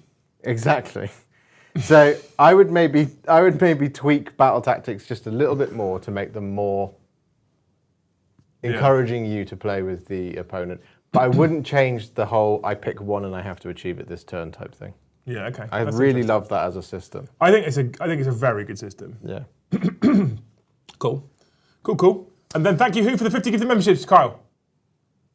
Christos Margarita Palos, thank you for a super chat. So Oh. glad to see Liam playing AoS. I was also casual in AoS in 3rd edition and want to be more involved in 4th. Should I learn more about the game now or wait for 4th? Honestly, my best advice would be wait. Like I said, the language that they're using in a lot of the articles both concerns and excites me at the same time. Now, it only concerns me because it's similar language to what we saw with the launch of 10th edition, which turned out to be, in my personal and humble opinion, a bit of a car crash. That being said, the design studio that's making this game, as we said earlier, is a different design studio. So I'm holding out some positive hope that actually they're taking on board what it means to make things a little bit simpler, a little less confusing, because you do have things in multiple different generals' handbooks, etc. now, and they've gone, how do we make this less scattered? And maybe they've actually simplified it down. And they are purposely, I think, avoiding saying simplified, not simple, because I think they'll be ripped a new one if they actually, say that. So I actually think that I'm actually hopeful that the design studio involved in this is doing what they're telling us they're trying to do with the game. Now, I've spoken to GW about new AoS, and when they announced it last week, I did tell you guys that we did, Joe and I did know it was coming. And the info I've been given directly makes me feel positive about what they're doing. Now, they've not told me anything about rules, they've not shown me anything, I can't say anything like that. All I can say is, it sounds like they've playtested the arse out of this, and it sounds very positive. That being said, if they are going to make a bit of a change, we're 3 editions in now, I can see there being some big sweeping changes to actually shake it up and make it feel like a new edition. What they've specifically said on their articles, if you read them, is that 3 editions, it's just kind of grown in 3 editions. So we're going to see a bit of a reset. Now they're indexing everything, which would indicate to me it's quite a reset in places because they're indexing everything. They've said they're indexing everything. Because they're indexing everything, wait until the new edition comes. Unless you're able to keep casually playing as you are now, just wait. Buy cool models, buy Vanguard boxes, buy cool models, build cool models, and then wait until the rules come out. Because you could spend 2 months learning this edition, and then we're in, March now, nearly April, and then say June, July time, they go, here's a new edition, you go, oh, okay, it's actually really different. Yeah, but then similarly, simultaneously, all experience is good experience. True, yeah. So, it is a mostly melee-focused army. So if you want to learn how to use melee in the game, by all means, jump right in. I just, there's things like, I wouldn't say at this point, start a Skaven army. Well, Probably no, don't evidently. do that. And I would probably say, be wary of a Stormcast army. I don't think anything's going to go. No, I agree. But I think stuff's going to get replaced. And you'll just be a little bit disappointed if Liberators, because it's not like they're going to go on a different base size, all Stormcast are on 40mm bases anyway. If there is new Liberators, if you look at the new Liberators and go, they look great compared to the potato-y ones. Well, it's When like they going first from a came Space out. Marine to a Primaris, isn't it? Yeah. You know, But if exactly. you look at stuff that's been released recently, so if, for example, you wanted to start a, they're not called Empire, the Cities of Sigmar army, Yeah. that's safe. Go for it. Yeah, jump in. 100%. Jump in. Because even if it's not even if the gaming side isn't 100% there yet and we're not 100% sure on how it's going to be, as a hobby, which is the other massive part of this, of course, which people sometimes forget about, building and painting all of these models is an absolute dream. They are so damn cool. They will be unlike anything you've done if you're experienced with 40k. The closest thing, as I have kind of experienced recently, has been the new Kroot. They're very close in kind of aesthetic and style and detail. Well, people were for asking these. us if they actually thought the design studio for AoS models made the Kroot models. It Design does studios look are that design way. studios, but, yeah, absolutely. Anyway, thanks for the donor, you're a legend. Trout, thank you for the 5 good memberships. Here's Horus. There's Horus. Everywhere's Horus. Everywhere's Horus. Thank you for the super chat. Said hipster can top and tail with Joe. Yes. Christos, thank you for another super chat. Said, what does Warhipster think of the Golden Demon winners? The Slayer Sword winner will maybe want to start a vampire army. I think the Slayer Sword winner is an unbelievable piece of art. It is. We were talking about it before the stream. It's incredible. Yeah, and like this sounds like I'm doing it a disservice. It's actually really simple, because it's not it's Kado Ezekiel, and he's done loads of stuff to it, and he's put it in this beautiful setting. But the model itself, it's almost just the way it comes out of the box. The one that's intact. The one that's only been done a lot more work to. But I think that speaks testament to how great His concept is more. his concept is, Yeah. is flawless, and the execution is flawless. Yeah, of course. I think it speaks again to the quality of the AoS models. That Oh, you can absolutely. take something out of, like, you can take a model like Kado Ezekiel and you can be inspired enough to do something like that. Unbelievable. Even work. the Banshee coming out the bottom is basically out of box. Yes, exactly. It's so. It just looks incredible. Yeah, I thought they were unbelievable, and I thought it was a really strong, really strong stable of Golden Demon winners. The this year. standard was super high. Yeah, and that's what we want. We want Yeah. to see the standard be super high because it should be, Especially an for elite Golden Demon, competition. absolutely, yeah. Yeah. Hey K47, thank you for the super chat. It said you guys are making me want to start AOS. Looking at Yay. Seraphon or vampires. What have you done to me? I mean, we've enlightened you. We have opened your We've eyes. enlightened you. Yeah. Captain Mannering, thank you for the super chat, and I was going to bring this up, but I didn't want to. Josh just hit 60,000 subscribers. Congratulations. Did I? You've What were you just on before hit you came the here? 60k. 59,999. Yeah, this morning. I'm on 60,025. Look at that. So this morning I was on 60,000, not 60,000, 59,900 and something. Like We're not going 20. to talk about what we're on. We won't talk about that.